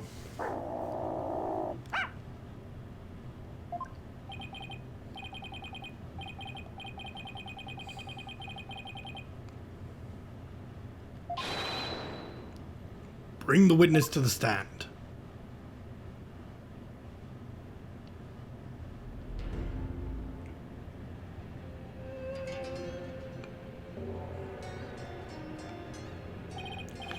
Witness, please state your name and occupation. Peace, Lube, and Peace, Lube, Understanding is the name. I'm like Temple's head monk. Can you dig? Oh, if it isn't Instructor Understanding. You're the eyewitness? Instructor? Not only is Mr. Understanding Temple's head monk, but he's also a renowned Demalin expert. Sorry to have to ask, but what's a Demalin?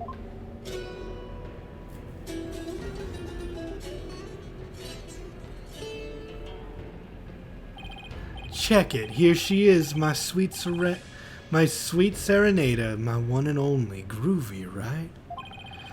But you heard our sultry sounds once before, brother.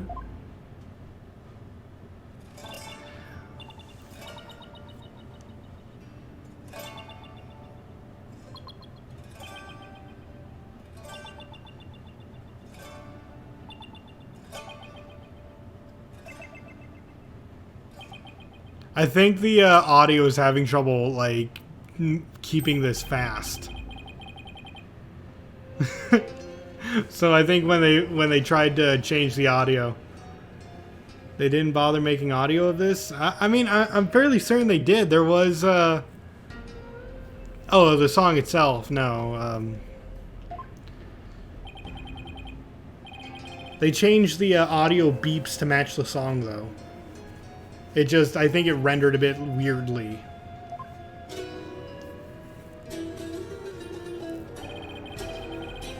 Playing this tune together is a precious gig for me and the girl here, you dig? The Song of Ceremony, the song that was playing at the same time of the murder. O Holy Mother, may the righteous sounds of my Demalin serve as my offering to you.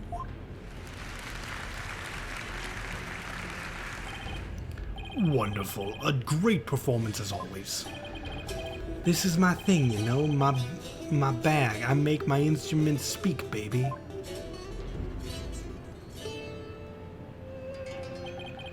By the way, Magistry Pops, no Demalin class today? No, I'm afraid this trial has gone into overtime, thanks to the lawyer over there. The class judge wanted to attend was a Demalin lesson? With the missus? Yeah, okay, this is all coming together now. Well, you know what they say, baby. Never trust the lawyer man.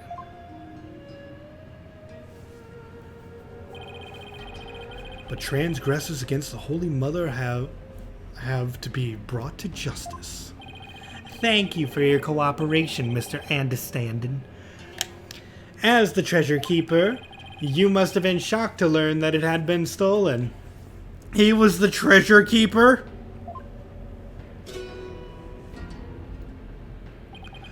Yeah, man. That was not cool. Keeping the treasure safe is one of your duties, Mr. Understanding? That's right, brother. This here's the one and only treasure box key.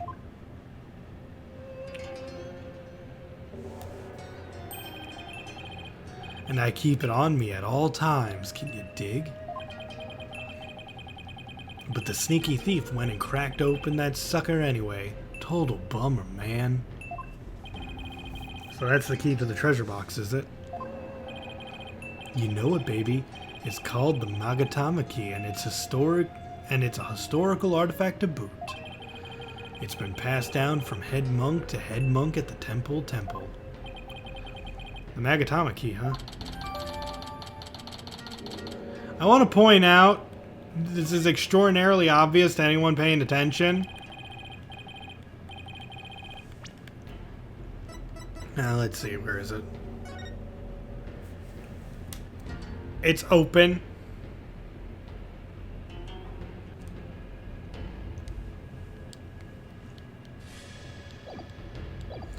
And now someone's jacked the treasure on my watch. It's a real buzzkill, man. How am I ever gonna face Her Holiness again? O Holy Mother, please find it in your infinite mercy to forgive me. Please guide this lost and humble lamb. Why do I always get the far out ones? Mr. Understanding, you witness the accused and the victim heading to the treasure room? You know it, baby. Best believe I scoped that tiny transgressor. Would you please give the court your testimony regarding what you saw? To bring justice against the transgressor, man. Yes, of course, I'll do all I can. In the name of her holiness, I vow to say, naught but the truth I swear to bring. Hit me.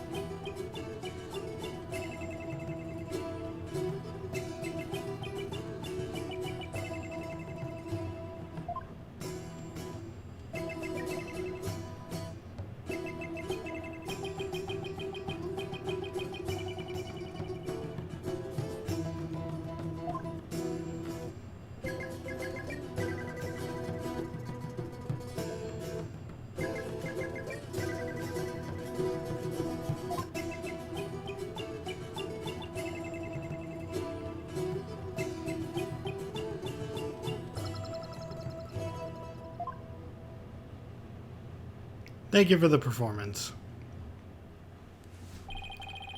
Tell me I was hallucinating just now.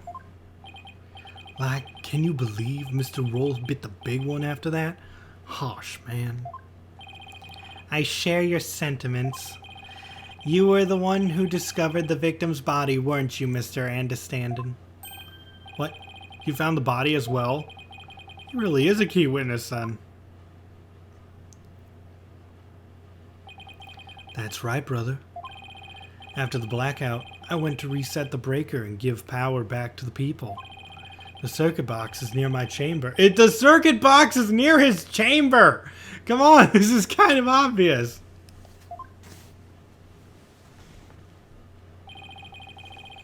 The breakers are in the first floor hallway. So he could have been in the storeroom, hit the breaker while they were on the... People! I got a whiff of something funky. Blood, man. Really harsh my mellow. I knew something wasn't kosher, so I swung by the treasure room to see what's what. And it was like, whoa, man. There was poor Mr. Roll, dead as a doornail.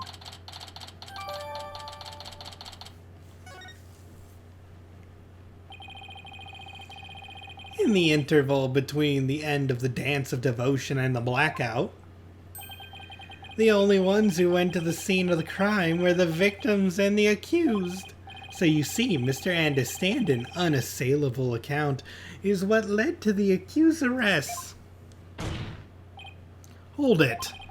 Isn't it possible that the murder took place before the end of the dance of devotion? I'm afraid that's not possible.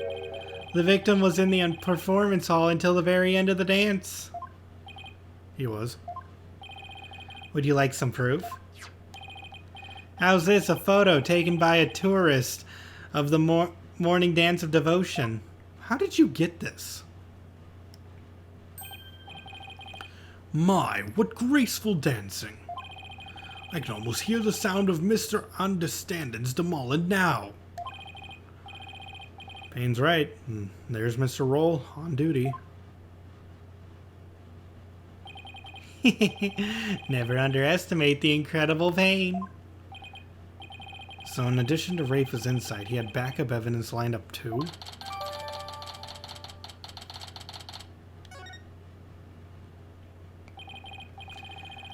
As head monk, my monks in training are like my own kids, like family, can you dig it? I should have taught Albie better, man.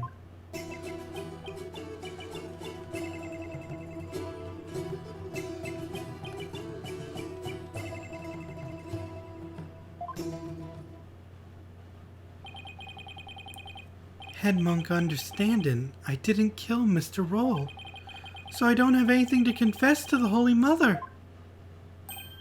What? Bogus, little man. Your faith is weak. Like a wet paper bag, are you feeling me?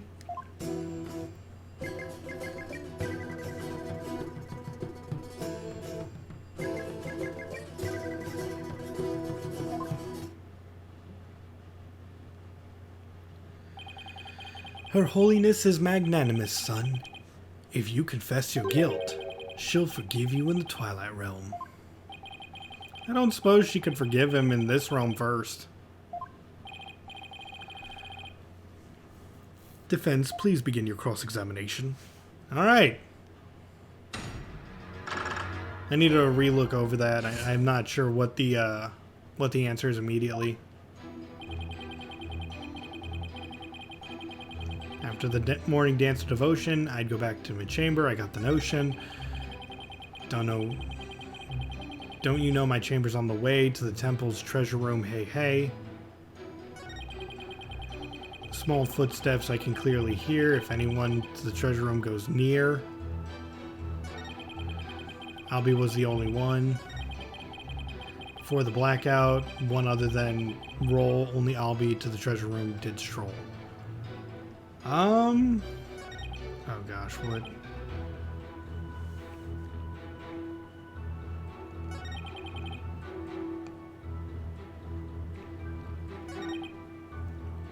Hold it!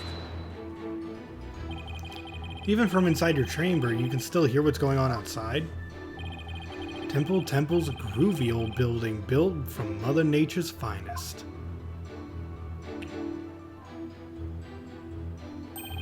You can hear a pin drop through the wooden walls, you dig? In an old building like that, I guess the walls must be pretty thin. And that's how Mr. Understanding could know about the culprit's movements. It's all thanks to the Holy Mother's divine protection.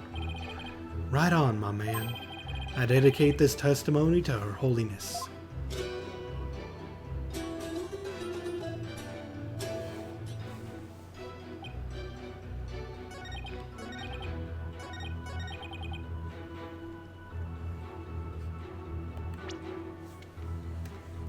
Let's see what we got here.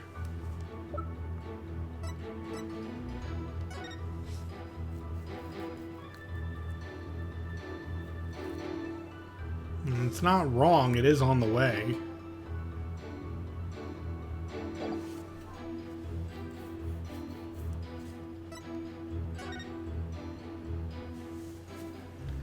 Therefore, all the hallway shutters will remain shut. Oh wait, maybe I could press him to get him to say that.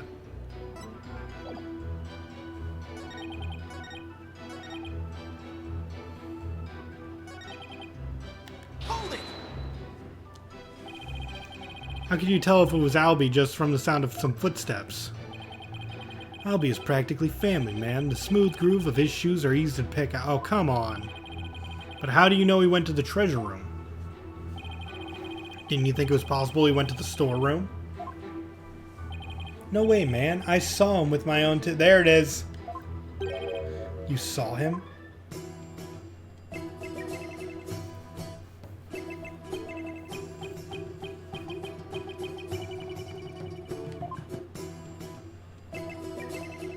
Oh god, I don't want to imagine Payne singing in the voice I give him.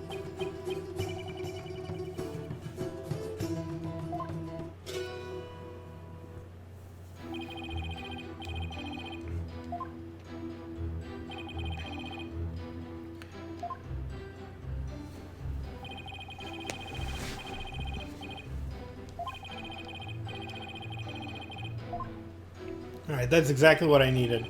Yes, add it to the testimony. Always add everything to testimonies ever. Shut up. Press further every time.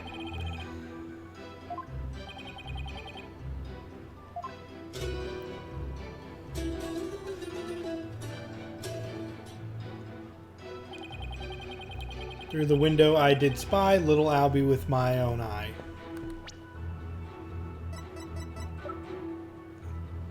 Objection!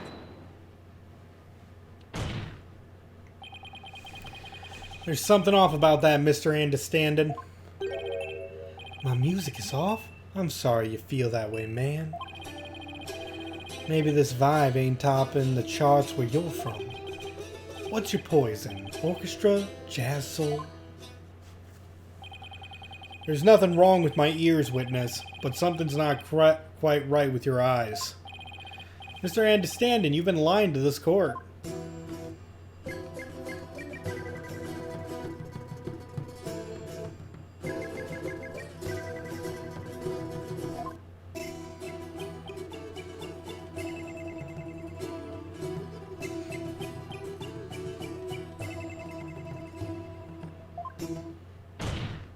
Just slam interrupt him. I contend otherwise. Do you recognize this object, Mr. Understanding? It's a temple notice, man. What of it? In this notice, the following instruction to the temple monks is written. All of the hallway shutters will remain shut for today's dance of devotion. What you talk about, Phoenix? Really? Really? You had to say it like that? I'm talking about the fact that from your chamber, you couldn't have seen anyone going into the treasure room through those shutters. Yeah. Looks like you didn't get the memo. No way. I don't believe it, man. If you don't believe it, then why don't you read the notice for yourself? Let's see. Something, something, will, something for something, something. Is that your idea of reading? I'm not so hot at reading Kuranese, man. I usually get one of the other monks to read that stuff for me, you know? Doesn't that make your duties as head monk a little difficult? Hey, cut some slack, man. I only moved to this country 6 months ago! Dude, how are you head monk from 6 months? That's quite recent, isn't it? So, how did someone who's only been here 6 months become head of the monk of a temple? How little you understand. Religious faith can't be measured in months or years. I've only been an adherent of Kuranaism for 3 months myself. The Holy Mother's teachings really spoke to me, prompting me to stay in this country. Or was it the fact that there are no lawyers here that spoke to you? Mr. Payne, I know just how you feel, my man. Her Holiness's teaching spoke to me too. Ladies and gentlemen, I present Brother Dumb and Brother Dumber. Well, I know why Payne suddenly became a believer in Kuranaism, but could Understanding have had an ulterior motive for becoming a believer too? Yes! To get the key! Mr. Understanding, were you really in your chamber as you claim? What? Hey, be chill, brother. Weren't you instead somewhere else? Mr. Wright, what kind of nonsense are you spouting now? According to Mr. Understanding's testimony, he saw Albie with his own eyes. Therefore, is it really nonsense to suggest he could have seen Albie from somewhere else? Well, do you have a theory, Defense? Do you know where Mr. Understanding was, if not his chamber? If he wasn't in his room, then... If Albie had to go down the hallway towards the treasure room, and there were only a few places he could have seen Albie from... I do have a theory. Let's say the witness really did see Albie going towards the treasure room. The defense proposes this is the only place he could have seen it. Take that! There? But you just suggested earlier, that's where the true culprit might have been. True. But no matter how I look at it, this is the only place Understanding could have been. Mr. Foreign Lawyer, don't tell me. Are you accusing Mr. Understanding of being the true culprit? I saw it in a vision. But, I mean cutscene. Yes, Your Majesty. I contend that there's a strong possibility this witness is the murderer.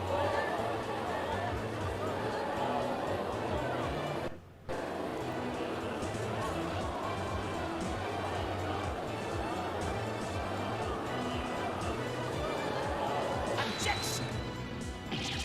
How dare you be so disrespectful?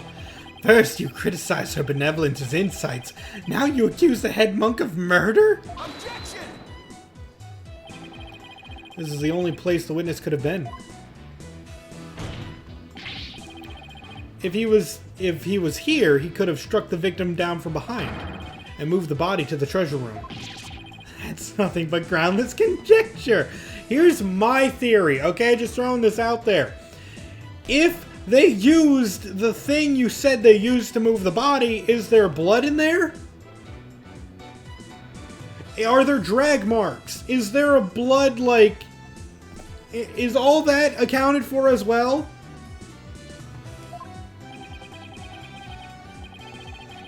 There was one more thing. Do you remember what was said in the opening argument? The opening argument? During that argument, it was suggested that Albie used his position as monk in training to get his hands on the treasure.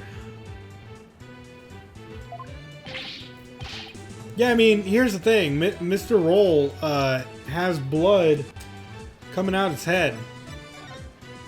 I mean, maybe it's not worthy of a trail, but according to them, they use like a cart or something to move the body.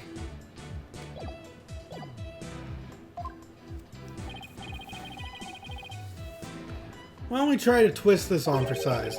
The thief used his position as head monk of the temple to get a hold of the treasure. What? What? You joshing me, man? The key to the treasure... I'm focusing on the wrong thing? Okay. I mean, I am focusing on the wrong thing. It's just... He's asking me to like, defend my claims, and he has not defended any of his. He cannot call my stuff conjecture if he does not provide proof himself, you know? I'll prove my thing.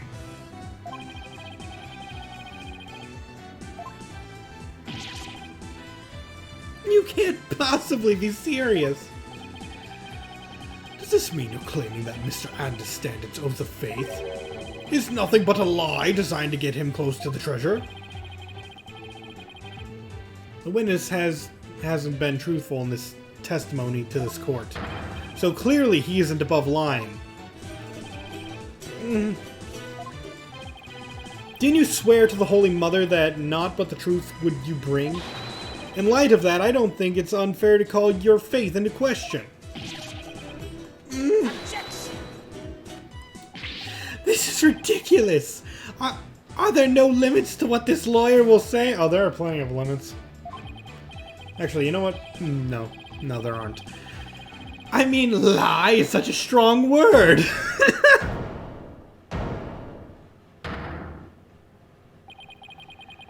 Enough with the nervous wreck routine, prosecutor.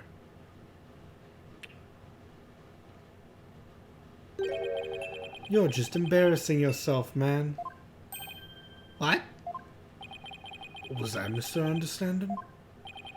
Lawyer man, you really are the lowest of the low. You've gone and said something I can't forgive.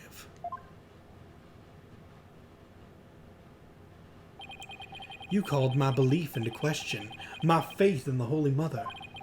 And nobody gets away with that.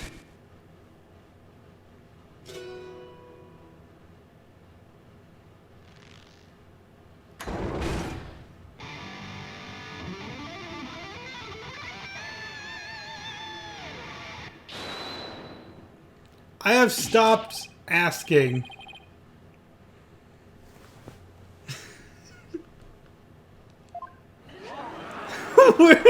I mean, I have questions. We all have questions, but I stopped. This is the music of my soul.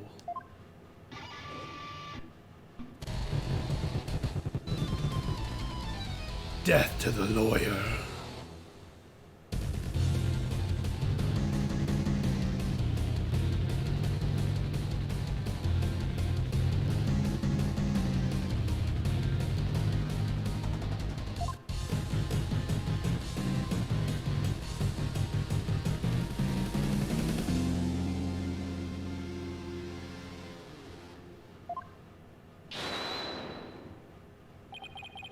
And now for something completely different. That plinkety-plunk music just wouldn't let me express my rage. Your rage, huh? Isn't the real source of your anger having your lie exposed? You just don't get it. If I lied, it's because you drove me to it. All sniffing around and suspicious and throwing out false accusations. Sorry, but as a lawyer, I'm afraid that's my job. Yeah, well, lawyers are crap. Keep making noise and I have to use my partner here on ya. I'm the one making noise? Hey, so you want to know the truth, huh? Think you can handle the truth, do ya? Fine. Let's see you try. Feel the heart of my brutal death beat.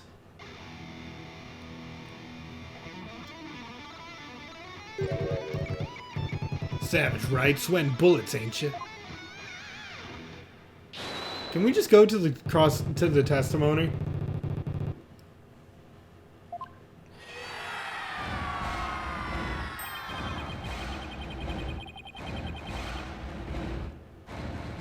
I want to point out that the, oh yeah, they are saying death, death, death anyway.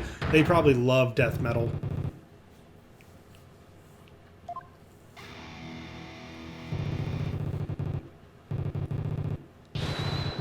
Soul screaming truth.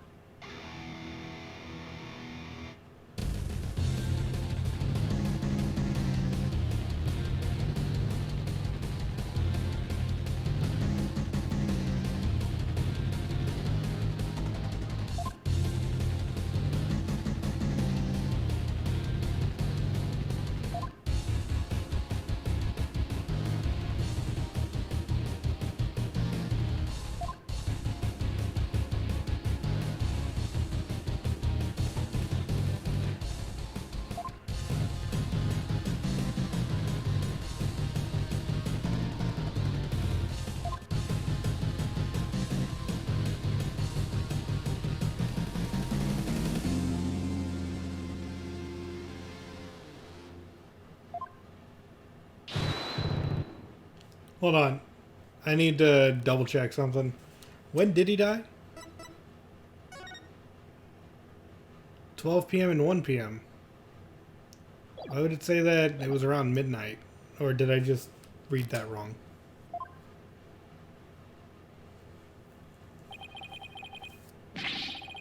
I've never heard anything like it. And it's so fast, it's making my head spin. This is demolin' metal.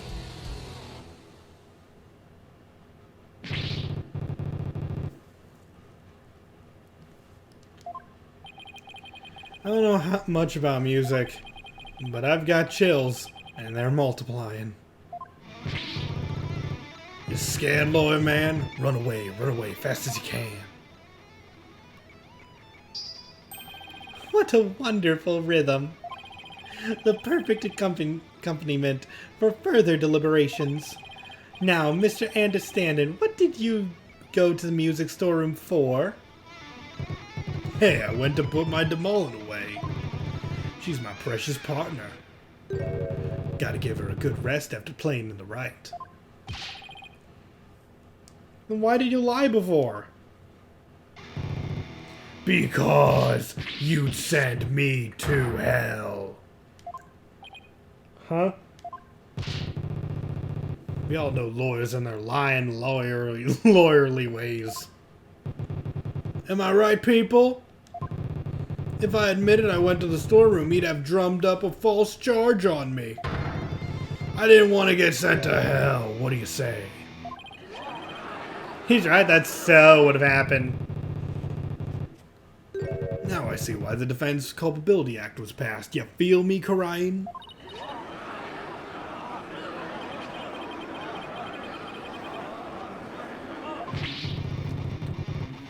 Now are you punks ready to rock or what?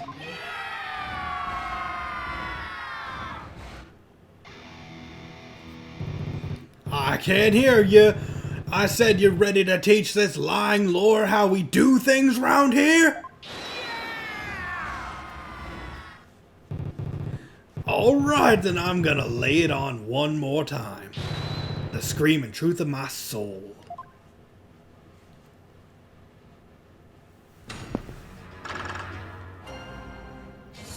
Alright, I'm actually having trouble with this, remembering what this one is.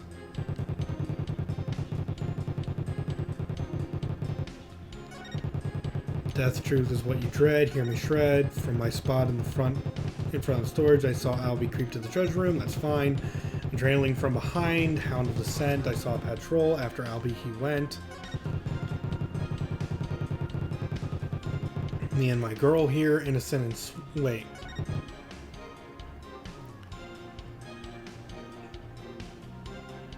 Okay, me and my girl here, innocent as B, went back to the storeroom. Can't be beat. Then the power, ticket to midnight. It probably wasn't like specifically. Oh, it's just a saying, ticket to midnight.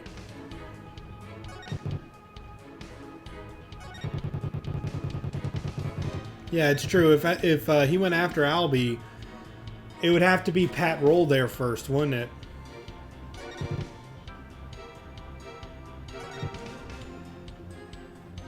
I'm gonna press both of these.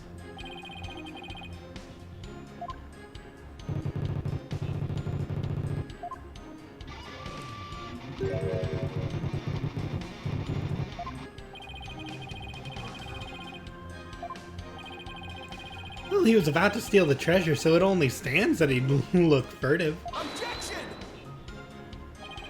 The defendant admitted he was sneaking in to see the treasure box. Wouldn't that be why he's looking around? What's that, people? Only the Holy Mother knows the truth, you say? Bzzt, wrong. Peace Lubin know the score, baby. From my lips to our Holy Mother's ear, an artist only sings what they saw there. In other words, my reasoning isn't good enough for the God Boy here.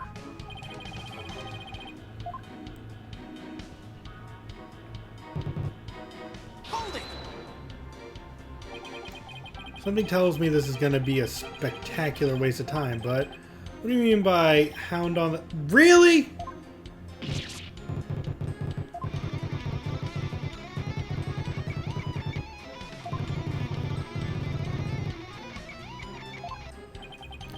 It wasn't your lyrical sense that I was questioning.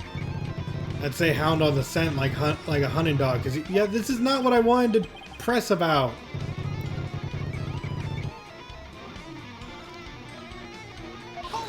Oh, right.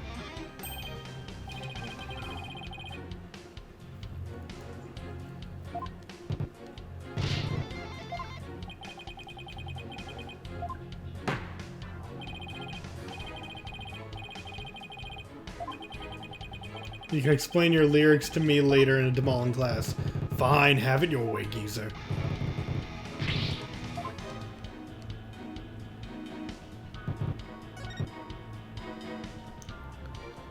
Okay, yeah, you're right. If it was this, it would be, hold on, which one of these specifically says it glows in the dark? Objection! Nope. And that's probably correct, but I didn't present it the right way.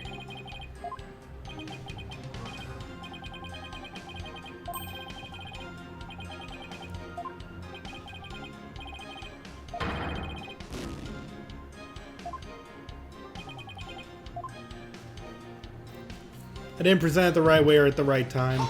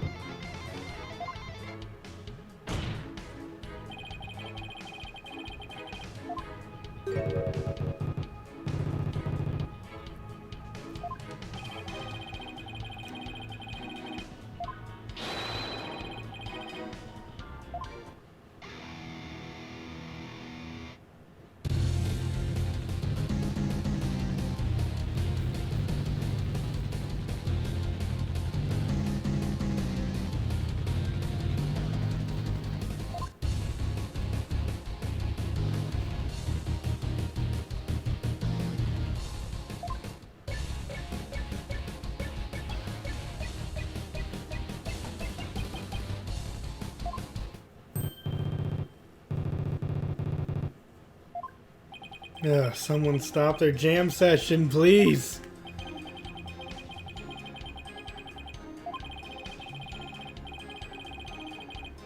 Okay, I gotta press him. Holding!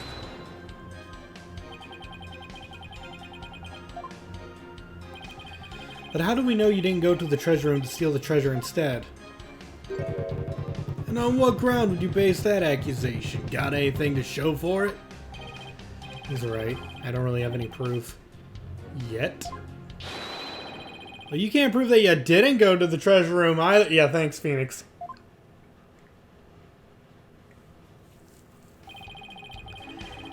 You stole the treasure and were ready to make your getaway when you saw Mr. Roll.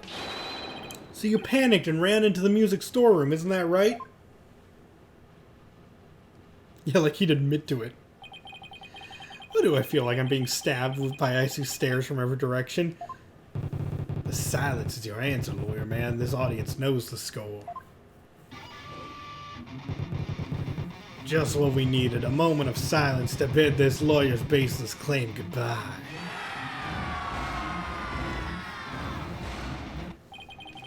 Why do they have to hate lawyers so much in this country? I said it before and I'll say it again, lawyer man.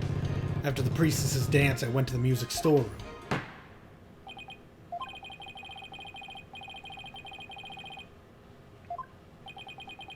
That's not good. Actually, it is good because we pressed everything we needed to press, so we're actually just moving on with the story.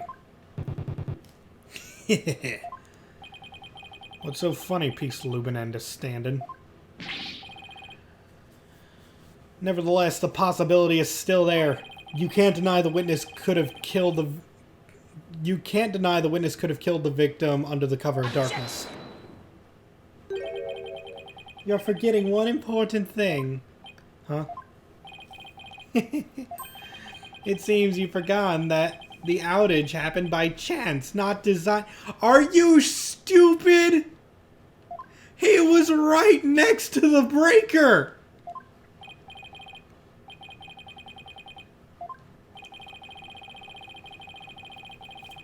He probably didn't plan the outage, but when he saw Mr. Roll, he could have just flipped the switch.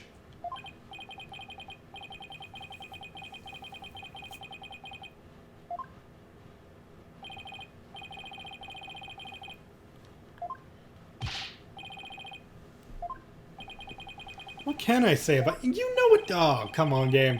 Come on, give it to me. Unless you want to argue that the witness somehow magically made the outage happen. Not magic! A freaking breaker!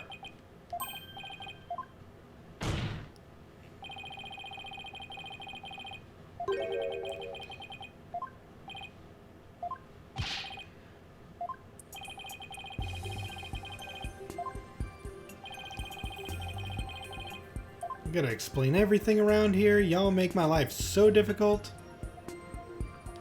Take that!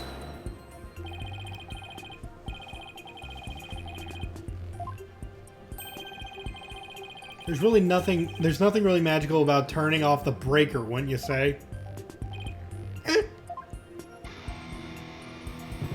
Nice try, but that theory doesn't hold water, lawyer man. And why not? You're saying I turned the breaker off and then snuck up on Mr. Roll and hit him? In pitch black darkness with no source of light whatsoever? You had a source of light. Haha. With the lights off, that hallway's blacker than 100 midnights. You can't see the hand in front of your face. How could anybody commit murder like that? There's somebody standing right in front of the victim like the accused. I went, he said the thing!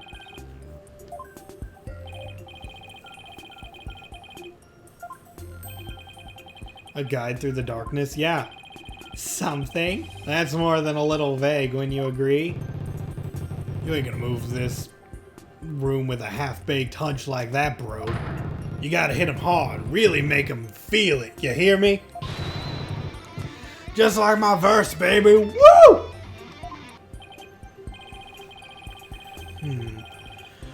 Well, I'm afraid I don't understand the witness's lyrics very well either. But in a trial, your argument have to be clear and concise. Let's see some clarity and precision now, defense. Can you present to it? Yes!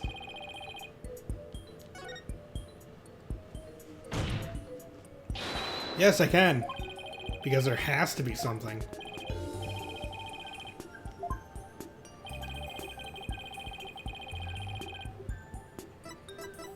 Let's see, is it... it's this one, right? Glows in the dark, yep.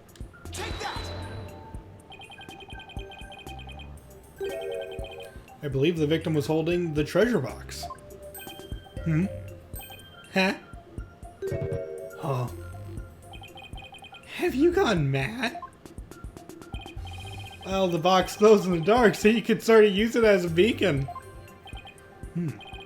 Well, I guess you're right. But why in the world would the victim be holding the treasure box? Oh, the victim was holding it. Oh, well, because...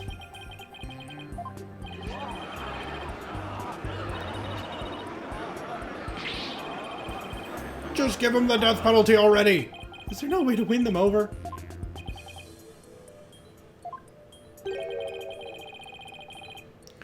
Are we going to be needing those tongue shears after all? No, your majesty. Yeah, man.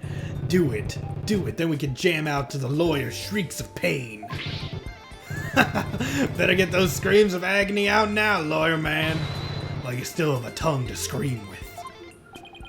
I guess I'd better come up with a reason. No pressure or anything.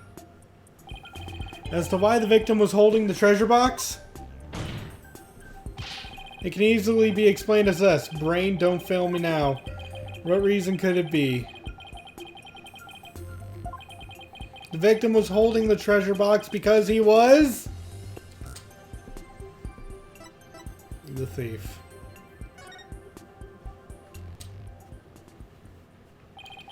It's an idea I just happened to stumble upon. But I think it might just be the answer. And it would turn this whole trial upside down. Oh yeah, I like it when that happens. Hello, defense. Are you still with us? Let's hear this easy explanation you promised.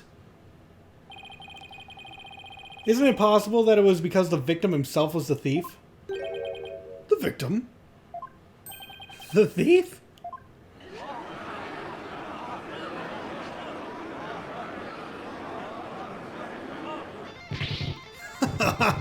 What kind of bull you spewing now? Your Majesty, this guy's off his rocker. If the victim was a thief, everything we've learned so far would all make sense. And it would give us a completely new way to interpret the victim's actions. After the morning dance of devotion, Mr. Roll went to the treasure room. He grabbed the box that contained the treasure and started to take off with it. But then he ran into Albie on the Great Stairs. That's why Mr. Roll pulled his gun on Albie. Then, when the blackout occurred,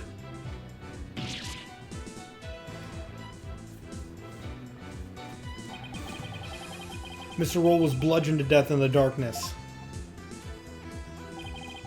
This explains why the victim would be holding the glowing treasure box in the dark. And how it would have been possible for someone other than the accused to kill him.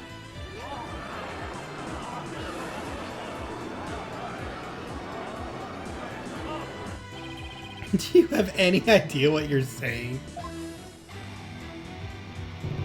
You're unbelievable, loyal man. I think you've lost it. That's the craziest thing I've ever heard. Roll? Trying to roll the temple? That devout believer? That pious Coroniast? I won't allow you to disparage the victim's departed soul with unfounded allegations. I hope you're prepared to back up your claim. Of course, Your Majesty. Oh, really? In that case, can we assume you have proof? Uh-oh, proof, huh? Do I have any proof? But I can't back down now. Yes, I have proof. In my dreams. The proof that Mr. Roll was the thief may have been left behind on a certain piece of evidence. Very well. Let's see your evidence and be ready to stand behind it. Footprints, fingerprints, I'll take a look at anything at this point. I need proof, something that would have been involved with the theft. And that might still have some trace of evidence left on it. I actually don't know. What do I have that,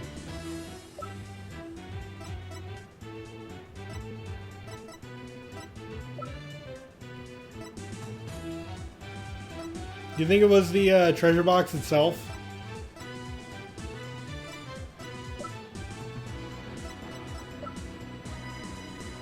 I'll go for it. The defense would like to examine the treasure box. That seems right, because he mentioned it by name. There might be trace evidence on it that would show that the victim had held it. Might.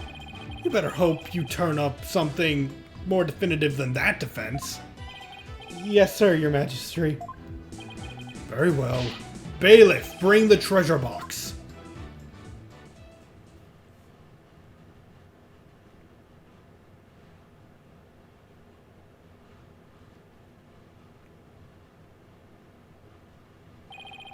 There you are, defense. You're free to examine it. If I don't find something now, my entire argument up to this point will be blown. Plus, there's that little matter of the old tongue shears. I have to find something. I just have to. Okay. I can rotate it, sliding. I can zoom in and out. I can always press the reset button.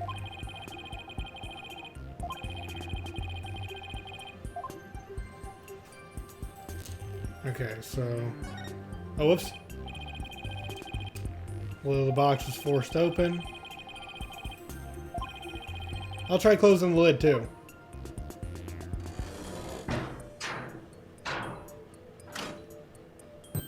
Hey! What? You son of a... You locked it! So? What's the big deal? I thought you can open it with that key you're wearing. Yeah, I can, no sweat. And why is there a bucket load dripping off you over there? I think I'd like to open this box back up again. Could you lend me your Magatama key? Sure. Okay, let's see. Where's this keyhole? So wouldn't it go in the hole above the Magatama mark?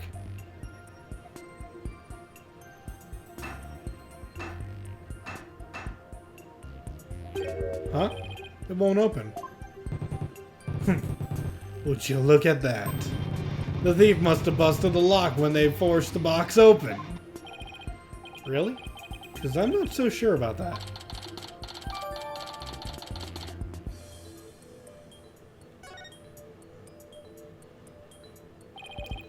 In any case, I better take another look. Good look. I had to find proof that the victim was holding this box. Let's see. And now that it's closed, we can see that this is a handprint. Could this be what I've been looking for? Your Majesty, take a look at this. There's a blood stain here that outlines the shape of a hand. Really? Let me see that. Oh my, you're right! Yes, I am. Phoenix right, to be specific. Now I'm getting somewhere. I believe the blood stain is an outline of the victim's hand as he was holding the box. What? Even as he was being struck, he held tight onto the precious treasure box. After all, he'd gone through a lot of trouble to steal it, and that's why there was blood on the back of his hand. Objection! Your Majesty, don't let yourself be taken in. It's just more of his lawyerly deceit. What do you mean? Mr. Wright, where is your proof that the outline is that of the victim's hand? It's the victim's hand. Just show the picture. Either show proof or prepare to meet the shears. Can I pull the shears out on you?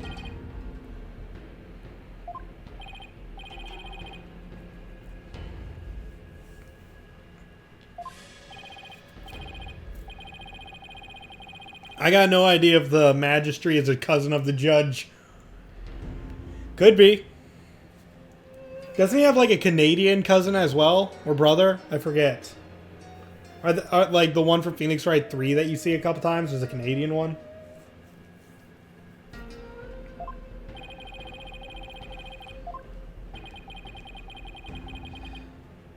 Alright, I got evidence. This time I have like real easy evidence too.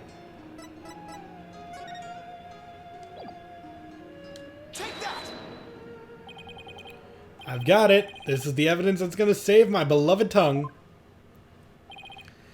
Mr. Payne, despite your claims about my forked tongue, it just so happens I have the proof you require. You do? It's right here in the crime photo. Is it? Where? Defense, please point it out. It's his hand! It's so freaking obvious! That's not a red glove he just happens to have with his, other glove. Mr. Payne, take a good look at the victim's hand. See this? That's blood! What? If we place Mr. Roll's hand inside the bloody outline... You think the blood on his hand would be would complete the splatter? Exactly. Here goes nothing. Bring me his hand! When the victim really was holding the box. I'm willing to bet my life on it. The defense reassert... Oh yeah! It's the, This is the, Pursuit, cornered music. You can't be serious! The entire hair moved with the crowd. I protest this. There's no way that would ever match up. I assert that... Ah! Talk about tongue karma. It sounds like he just bit his. What's the matter, Mr. Payne? Did your forked tongue get tangled up in there? Or were you trying to submit your own to the court? Like you?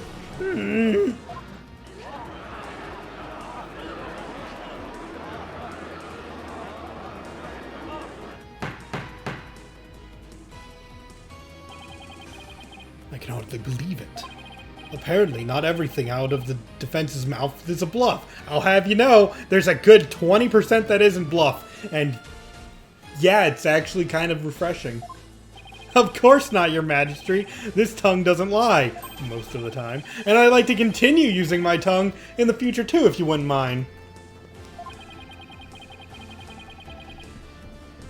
He never has to know it really was a bluff.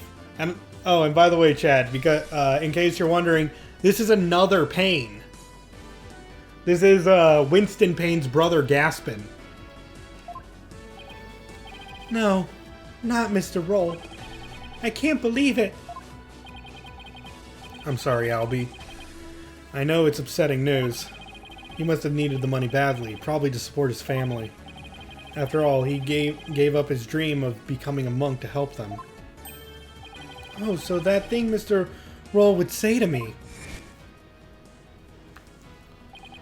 Albie, you train hard to make sure you become a monk one day. Don't end up like me.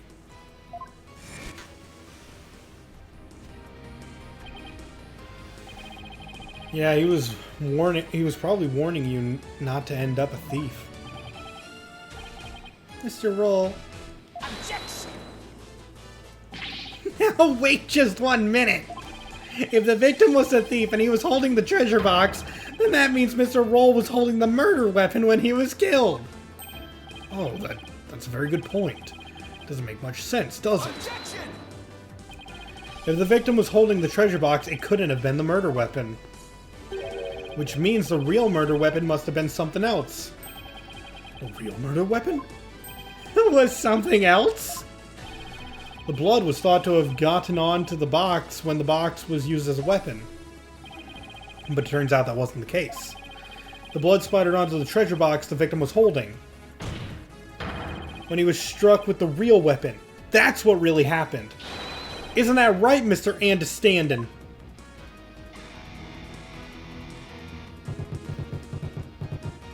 Are you insisting I'm the one who used this real weapon? Are you saying I'm wrong in my understanding? Ah!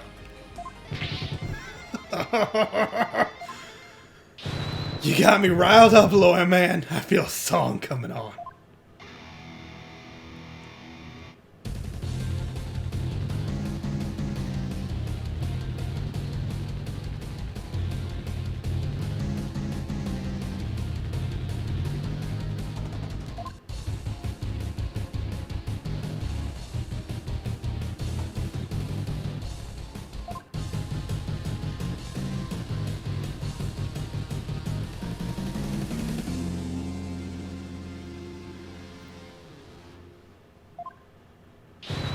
Yeah.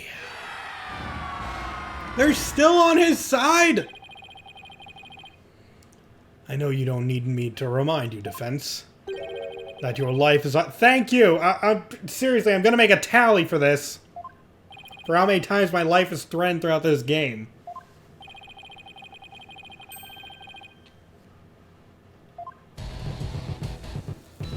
Death to the lawyer.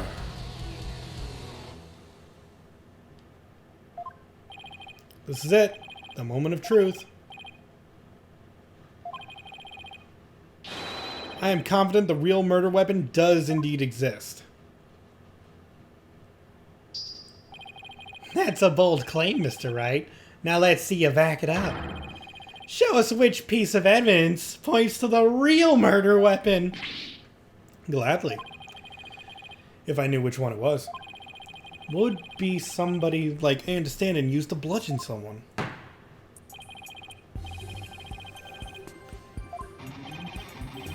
Yeah, let's see it, lawyer man. Let's see this thing that shows the real murder weapon. Okay, that would be this. Because look what's in his hands. That's not the sitar that's not the sitar he's holding now.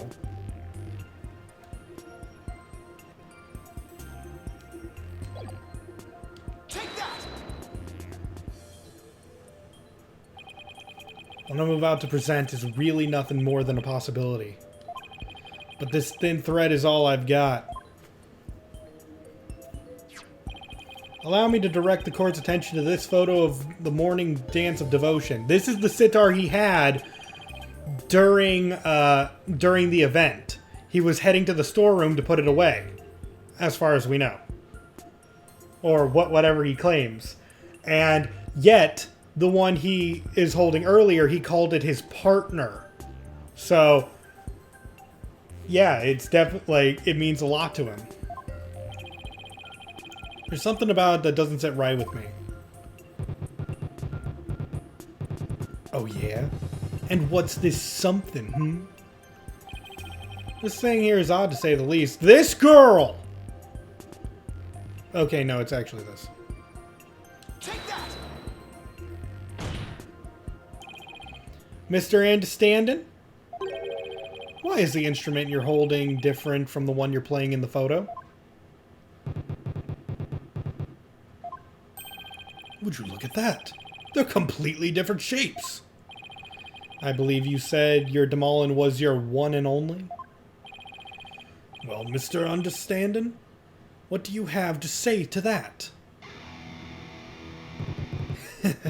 I've got nothing to say. Then allow me to answer for you. They're different because the one in the photo is no longer in playable condition.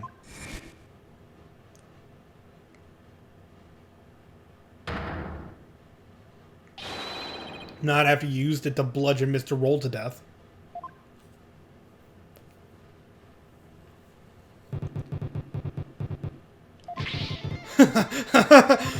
My old partner wasn't doing so hot, so I brought her sister along, that's all. Not a big deal, lawyer man. In that case, please submit your old Damal into this court as evidence. Too bad.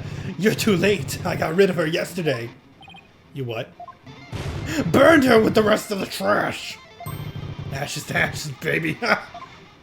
No! He's already destroyed the evidence.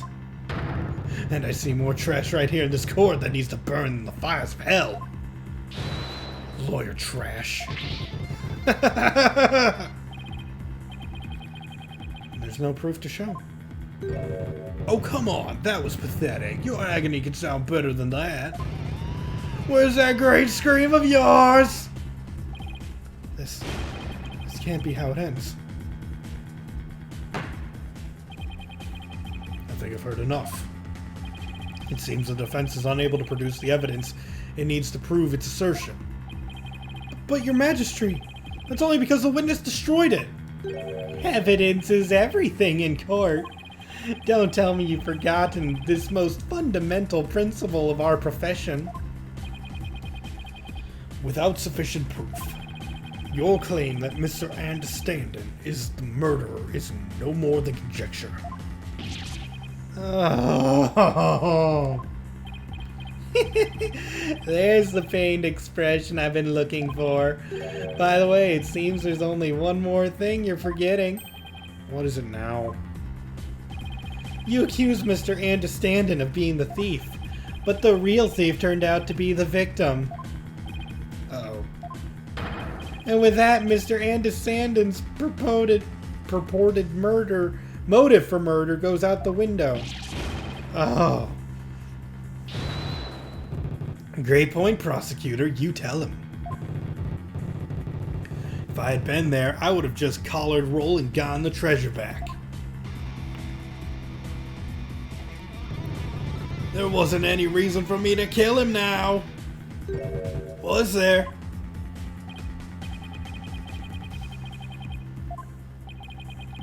Sounds to me like Mr. Understanding has been completely wrongfully accused. Unfortunate as it may be, I think the time has come to hand the verdict down. No. You're gonna stop that. You know, I'm gonna stop that.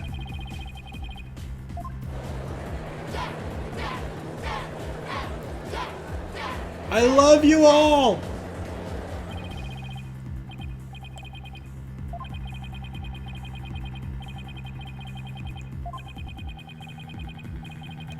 I'll lose my life too. Mr. Wright, you waste this court time and disparaged everything we hold sacred.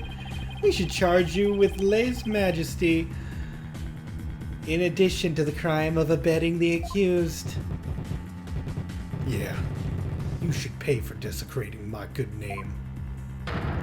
Bye-bye, lawyer man. Time for you to do some repenting in the Twilight Realm.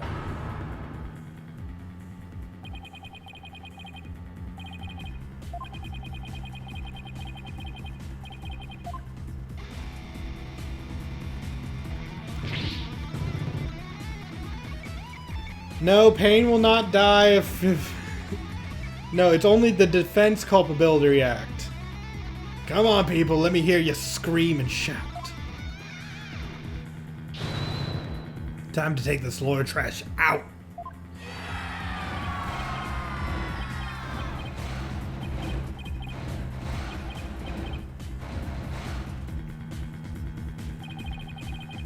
These are my people.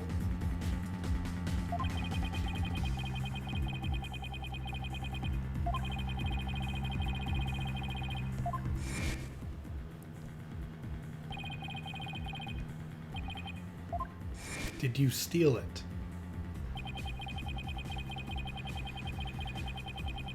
You know that Mr. Roll was the thief and he had gotten his hands on the box. So then why?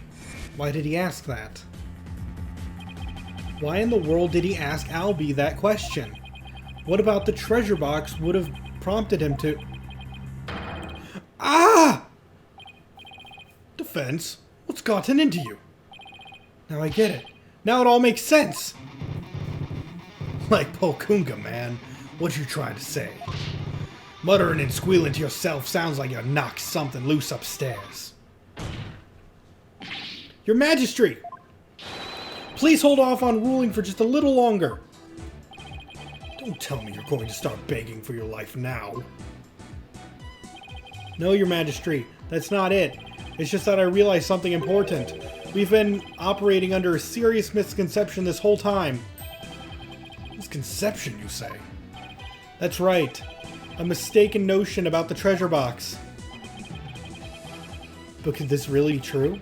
If so, there's still a lot to figure out. Very well, let's hear what you have to say. Thank you, Your Majesty. Your Majesty, this is just more of his nonsense. He's just stalling for time. This is your last chance, Defense. The second I find it really is nothing but nonsense. No amount of begging will stay my hand, understand? Thank goodness, this trial's almost over. We all know this is just going to be one of your stupid bluffs. Now then, Defense, what is this misconception? The thing we didn't realize about the treasure box was...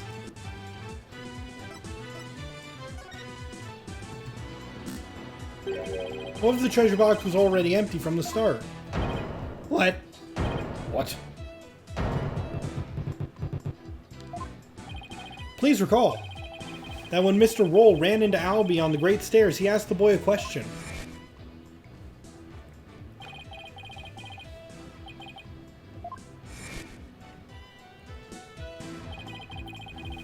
Also recall that Mr. Roll was holding the treasure box at the time. So then why did he ask Albie the question that he did?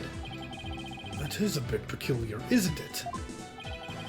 Not at all, Your Majesty, not once you realize that by the time Mr. Roll got to the treasure room, the treasure box was already empty.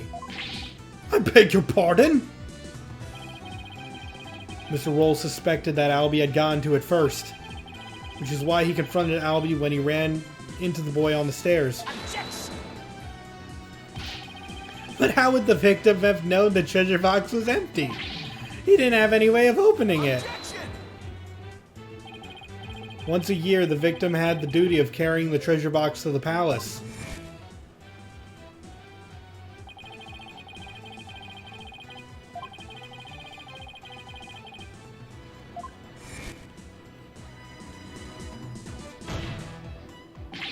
He would have been able to tell by the weight when he lifted it that the box was empty.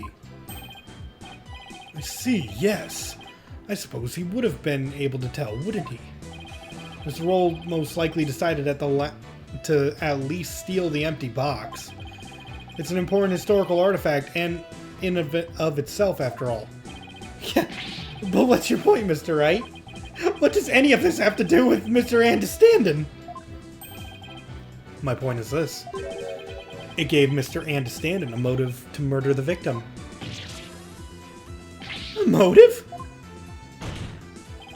Mr. Andestanden, keeping the treasure safe is one of your duties, isn't it?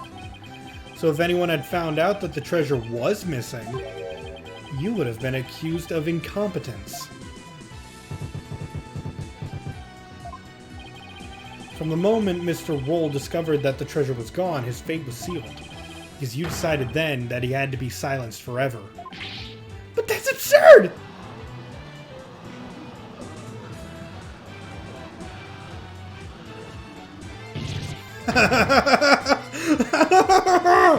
Can you believe the stuff that comes out of this guy's mouth? This is all just a colossal joke. So then what really happened to the treasure? It had been stolen long before this incident occurred. By Mr. Peace Lubin Andestanden himself. Mr. Wright, will you stop at nothing to accuse Mr. Andestanden? Your Majesty, please don't listen to these trumped-up charges. The defense is grasping. Objection! The treasure box can only be opened with the key Mr. Andestanden holds.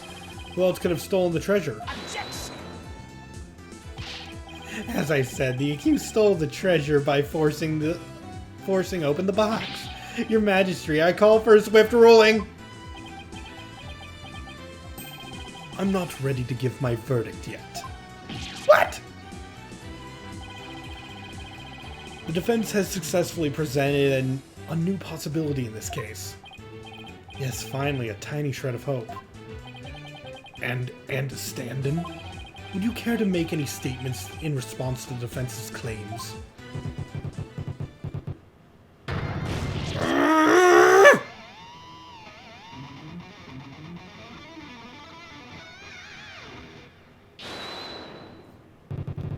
This is all bull! My noggin's a rage cage and it's ready to explode, baby. Instructor understanding? Please calm yourself. I'm not gonna take it. No, I ain't gonna take it. I dutifully watched over that treasure with pride. And now I'm getting accused of stealing it? This lawyer is a lying scumbag. Eep. You better believe I got something to say. Open your ear holes, sheeple. Let's rock. Death to the lawyer. Oh, death to the lion lawyer.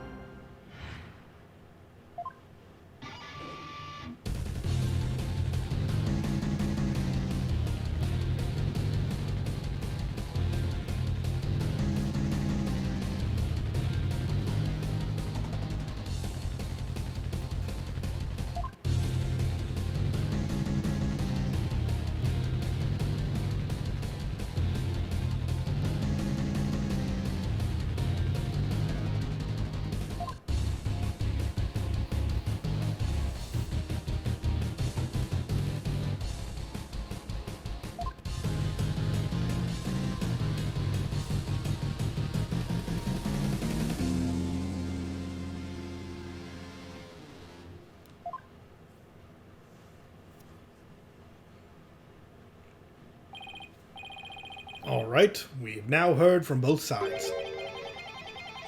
Either the treasure box was forced open by the accused as the witness claims, or Mr. Understanding opened it, as the defense claims. Defense? This is your last chance to cross-examine the witness. Yes, Your Majesty.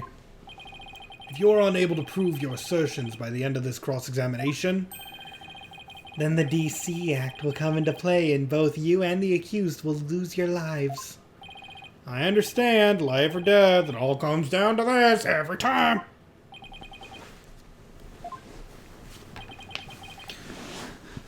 This is my favorite Phoenix Wright game of the bunch, but I gotta say, I'm not a fan of every single time they bring up the DC Act.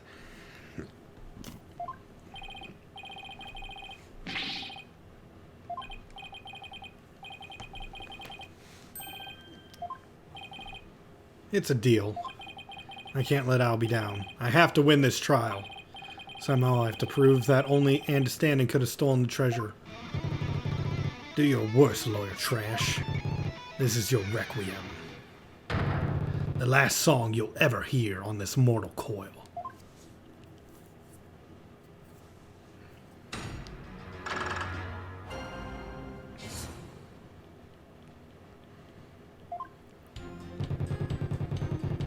Alright, let's see.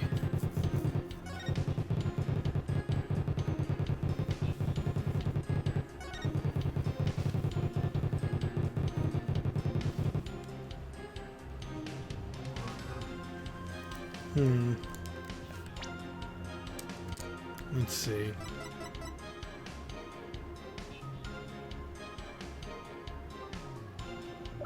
I mean, this says it can't open it.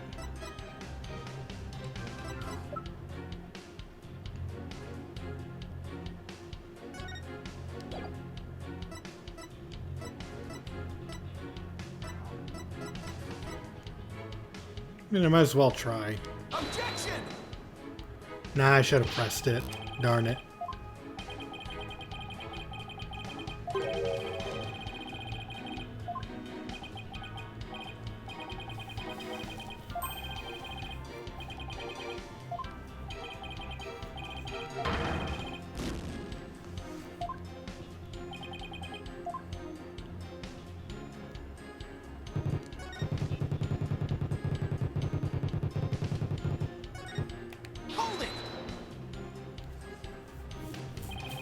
The defendant didn't force the box open. That's a lie.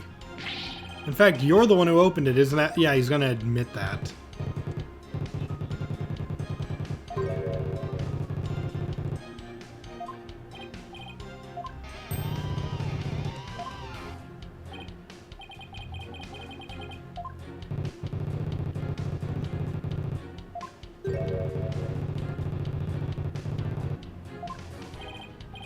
How do I explain it? Maybe there's a different way to open it.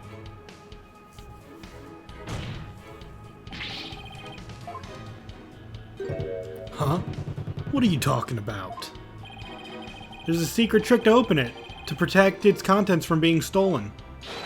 And you're the only one who knows about how it works, isn't that right? Are you for real? You've got to been watching too many movies, lawyer man. Ha! So you're one of those tourists.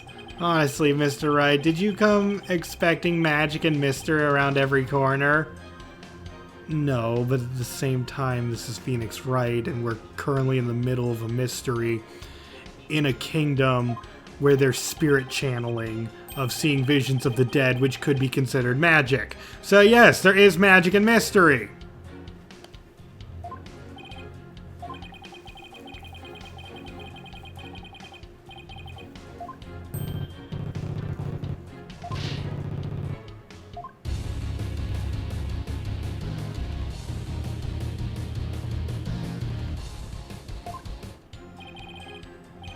Please do add it to your testimony.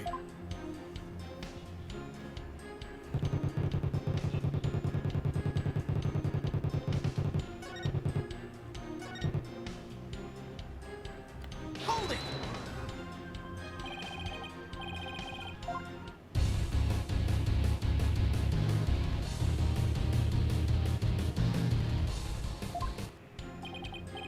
Indeed, the defense's sinful wrongdoing has made him lose touch with reality. Oh, come on.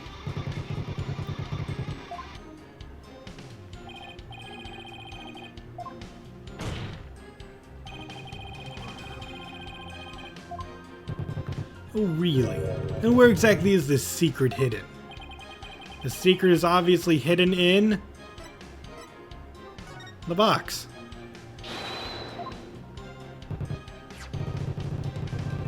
Where on the box is the secret? It's on the back. There's definitely something going on there. Are you sure?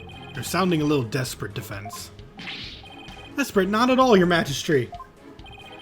The carvings the accused snuck in to see, even though it's forbidden, I might add. Witness, can you tell us anything about these carvings on the box? Of course. As head monk, I know all about them. The carvings depict a Curnese butterfly as it carries the soul of the Twilight Realm. They were made around the 7th century. I see. Could you please add that information to your testimony? Fine. Listen up, lawyer trash.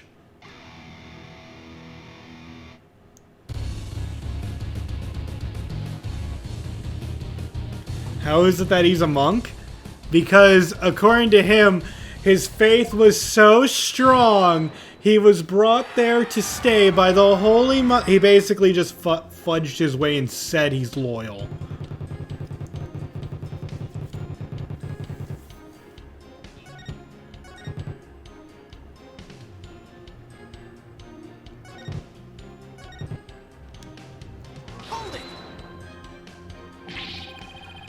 I believe this butterfly design conceals some sort of secret. Oh yeah? Why don't you check it out for yourself then? Huh? What's with that smug look on his face? I think I'll do just that, your majesty, if I could.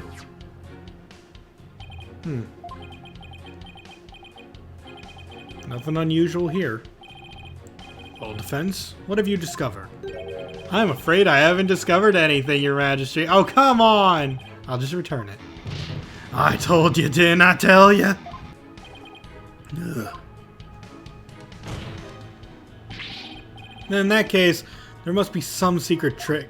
Yeah, I know.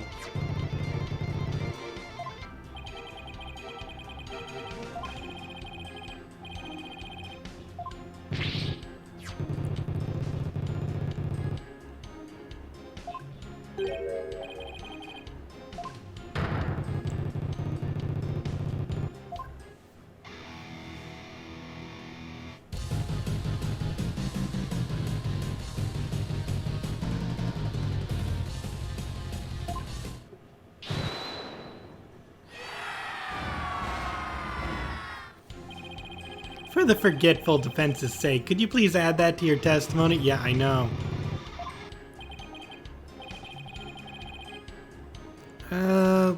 Okay, we'll change it just to see if there's an obvious contradiction.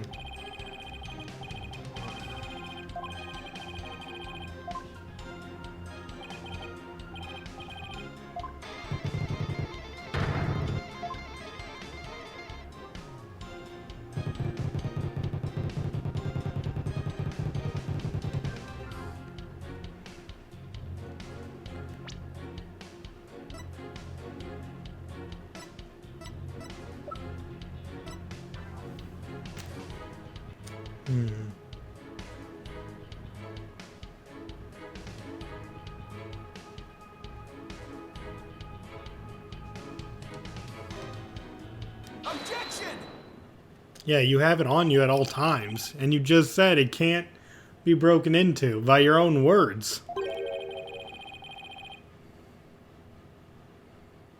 Oh, no, I completely got it wrong. He called it the Mitama key when he's been calling it the Magatama key this whole time.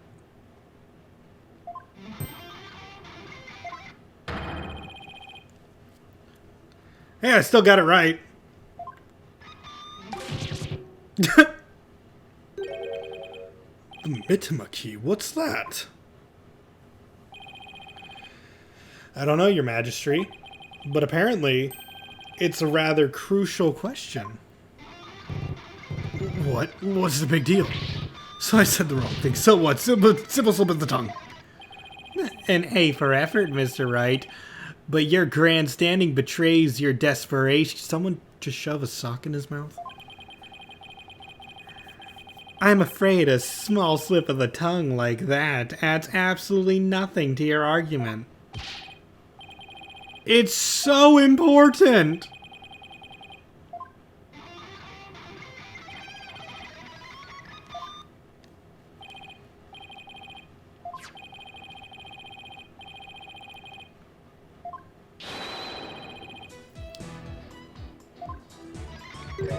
Oh man, just a meaningless mistake. Insignificant. No, you're riding the crazy train to nowhere, lawyer man. Your Majesty, please don't pay the defense any heed. It's all nonsense. To tell the truth, I'm not really clear on what the defense is driving at myself. However, I'm eager to find out. What? Defense, you will explain yourself like your life literally depends on it, because it does. Adding it to the count! Now then. Is the name of the key important? Yes! It's so important! We have a piece of information! We can connect it all!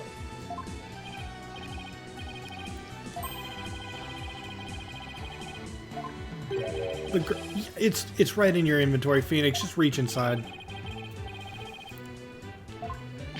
Of course. What else can I say? I have to come up with something, anything, even if it's just a bluff. The Mitama key. Mitama. There has to be something. Yeah, I know.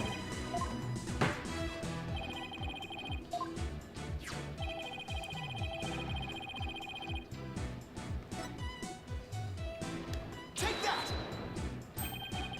What's that? The Song of Ceremony? All this time, the answer was right there in front of me. It's right there in the Song of Ceremony performed during the Dance of Devotion. Your Majesty, the Song of Ceremony tells of the treasure of the founder of Kuranaism. But hidden within its lyrics is the secret behind how to really open the treasure box. What a terrible way to hide the secret. It turned into a song. Like, honestly, that's like singing your garage door's mother. That's like singing your garage door code.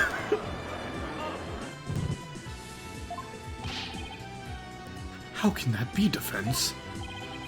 The Song of Ceremony contains the following lyrics. When the butterfly embraces the Mitama, the favor of the orb is bestowed. I believe the Mitama here refers to the Mitama key. Well, yes, it is the same word, but that doesn't mean... We've been calling this the Magatama key. That's why I inserted the key into the lock with the Magatama design in it. But it's obviously not the right way to use it. I suppose you know the right way? I do. You have to first flip it vertically. Flip it upside down. So it becomes the Kurenese symbol of the soul. In other words, a Mitama. Oh my, you're absolutely right. You're all dense. But now what do you do with it? You put it in the freaking slot! Oh, I knew he was just bluffing. Bluffs and lies are the only tools of his trade, after all. There must be some other place this key fits. Show me the box! When the butterfly embraces the Mitama. Yes, we know there's a Kurenese butterfly on the back of it.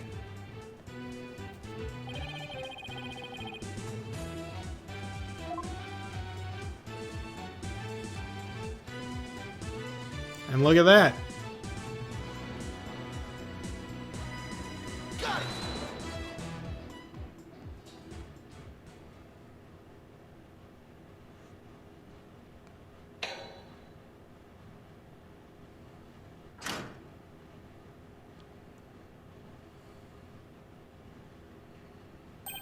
My goodness.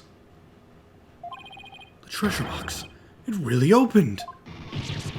No way, man! What? No!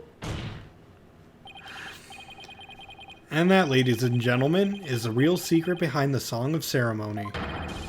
It's the true key to opening the treasure box. Oh, we got the song again.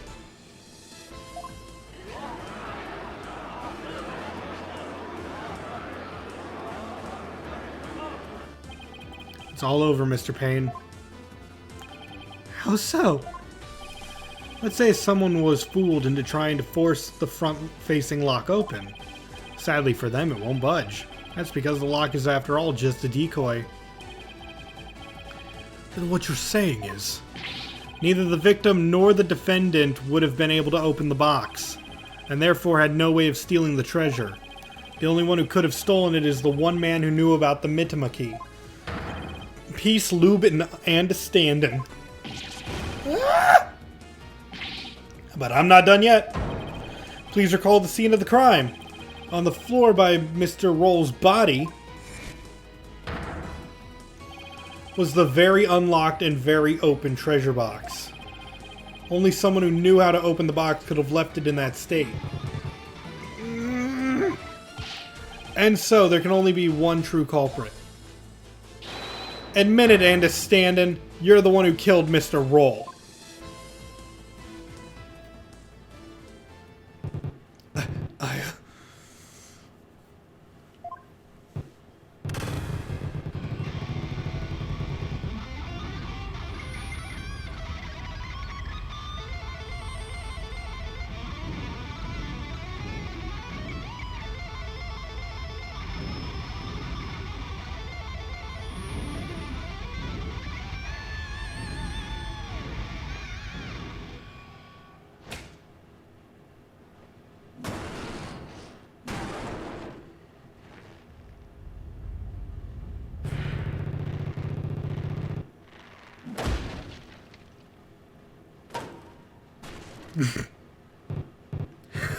Yeah.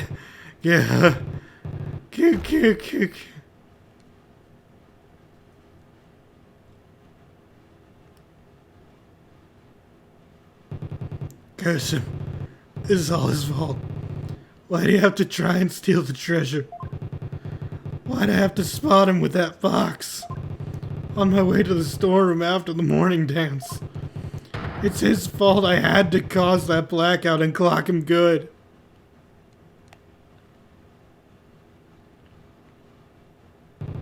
I couldn't let my secret get out. Nobody could know the treasure box was empty. I'd lose my position as head monk. Who knows what else they'd do to me. I couldn't let... I had to stop him.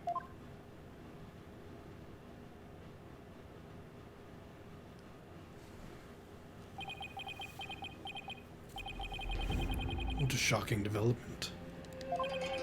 I can scarcely believe it.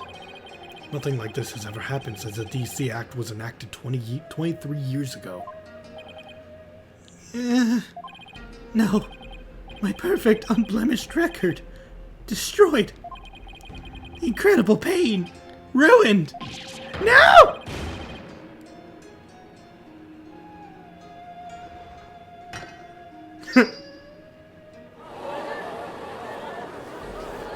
This is the part where you run away.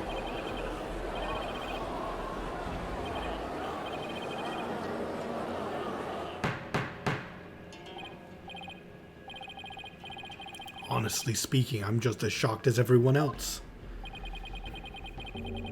Yes, bald, bald, bald. My eyes!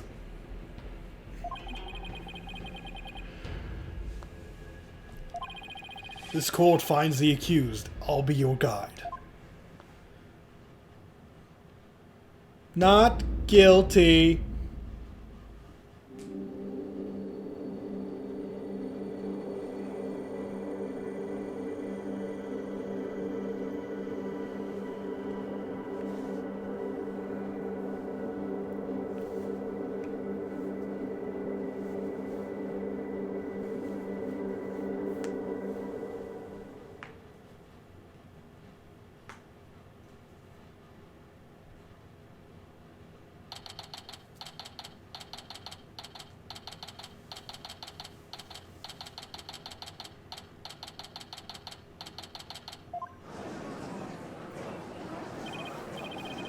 There's still quite a commotion.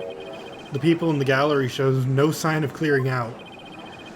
I can't believe it. Not guilty! I'm still in shock. Can you believe that guy? I can feel everybody's eyes on me. This can't be happening. It's impossible. Oh, Holy Mother, preserve us. I've never been in a defendant lobby quite this uncomfortable. Mr. Wright. Oh, I love the puppy still.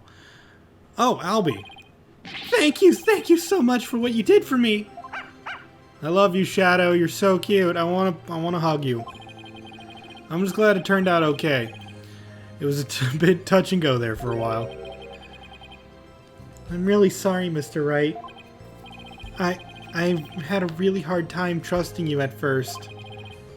That's okay, Albie. I know how unpopular lawyers are in this country. But how did it get this way in the first place? Allow me to explain. At least I wish I could explain. But I don't really know why. I never even questioned it before today. By the time I was born, all the lawyers were already gone. As far back as I can remember, the verdicts have been based on her benevolence's insights. Right, Rafa, the royal priestess.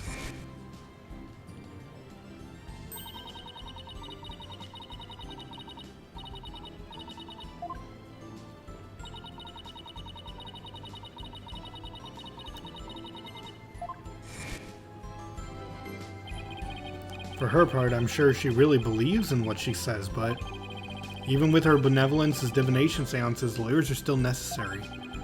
Without proper defense, people could easily wind up receiving wrongful convictions. Mr. Wright, shh! Huh? Don't say that so loud. People might think you're a rebel. You could be arrested. A rebel? That's right. One of those people going against our queen and the court system.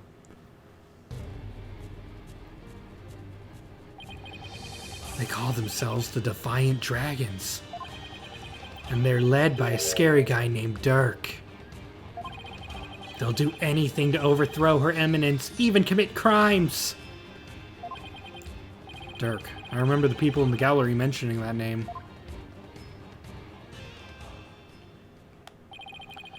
The things you're saying sound a lot like the stuff they say. But you're not scary like that Dirk guy. Look, I've met Dirk. Dirk is fantastic. Like, I know that's kind of spoiling things, but if you meet the guy, he's a great guy. You, yeah, you. I want to talk to you, see? Flight, is it? Right, sir. Phoenix Wright. And you are? I'm the Kurnese Minister of Justice. The name's Inga Karkul Karain. I oversee the whole legal shebang. I was watching that three-ring circus in there. You were? Wow, the Minister of Justice. So he's in charge of the entire court system. Defense Culpability Act and all. Minister Inga, how are you, sir? Run along, mini-monk. Grown-ups are talking here. Yes, sir. Very sorry, sir. May I help you with something? Just wanted to get a good look at you. Guys like you aren't exactly a dime a dozen around here. Oh, well then.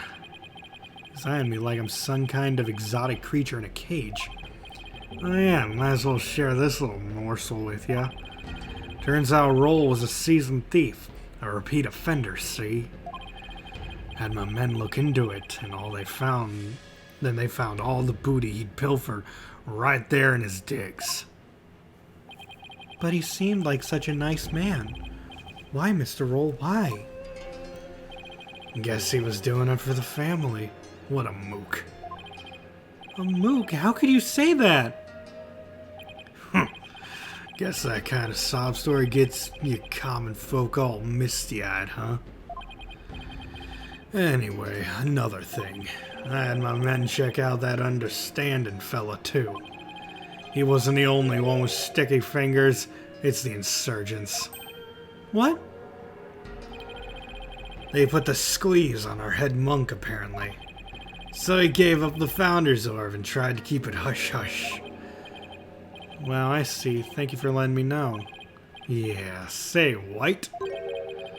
That was a cute little number you pulled in my courtroom today, wasn't it? First not guilty ruling in 23 years. You're making waves, see? Stirring the pot. Catch my drift. Oh, well, yikes, I'm in for it now. Well, thanks to that song and dance, we know our precious national treasure got nicked. So I'm gonna call it a wash and let it slide this time. But all I did was defend the accused. You'd best read between the lines here, chump. You're standing on thin ice, catch my drift. Even a dirty, no-good Nick Punk knows to cash in his chips before the house steps in. Do us both a favor and keep an eye on the path you're walking down. You never know whose toes you might be stepping on. This ain't your turf, buddy. Never forget whose soil you're standing on.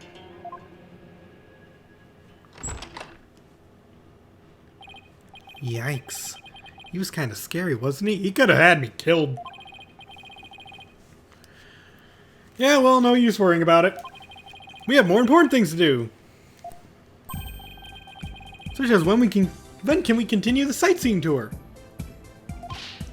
Tour? Oh, anytime, sir. We still have plenty of time until Miss Maya's training ends, and I'll also sell you everything, though you're charging double the price for the time I've been here. Still lots more temples to see and all kinds of local foods to eat. I can show you the natural beauty of the area and the waterfalls, and I even show you the breathtaking mountain view from the plaza, and I'll dangle you above the cliffs, and we're going to see the Twilight Realm, and okay, wait. And when we're done with all of that, we can go see Miss Maya together. Yeah, you bet.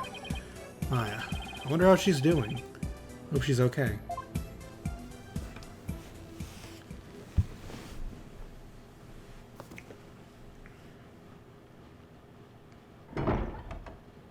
So, how about that not guilty, jerk? I heard.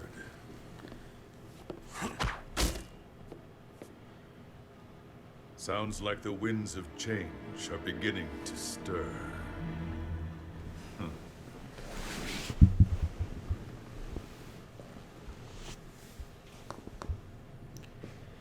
And that's the end of the first chapter.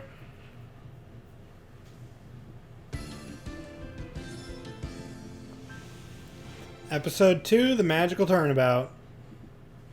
But that's where we're going to leave things off. Aw man, I hope you all had a fun time.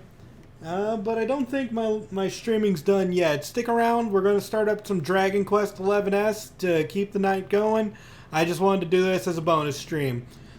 If you're just here for this segment though, I thank you all for watching and hope to see... This has been your host, Spell. Hope to see you in the next video or live stream.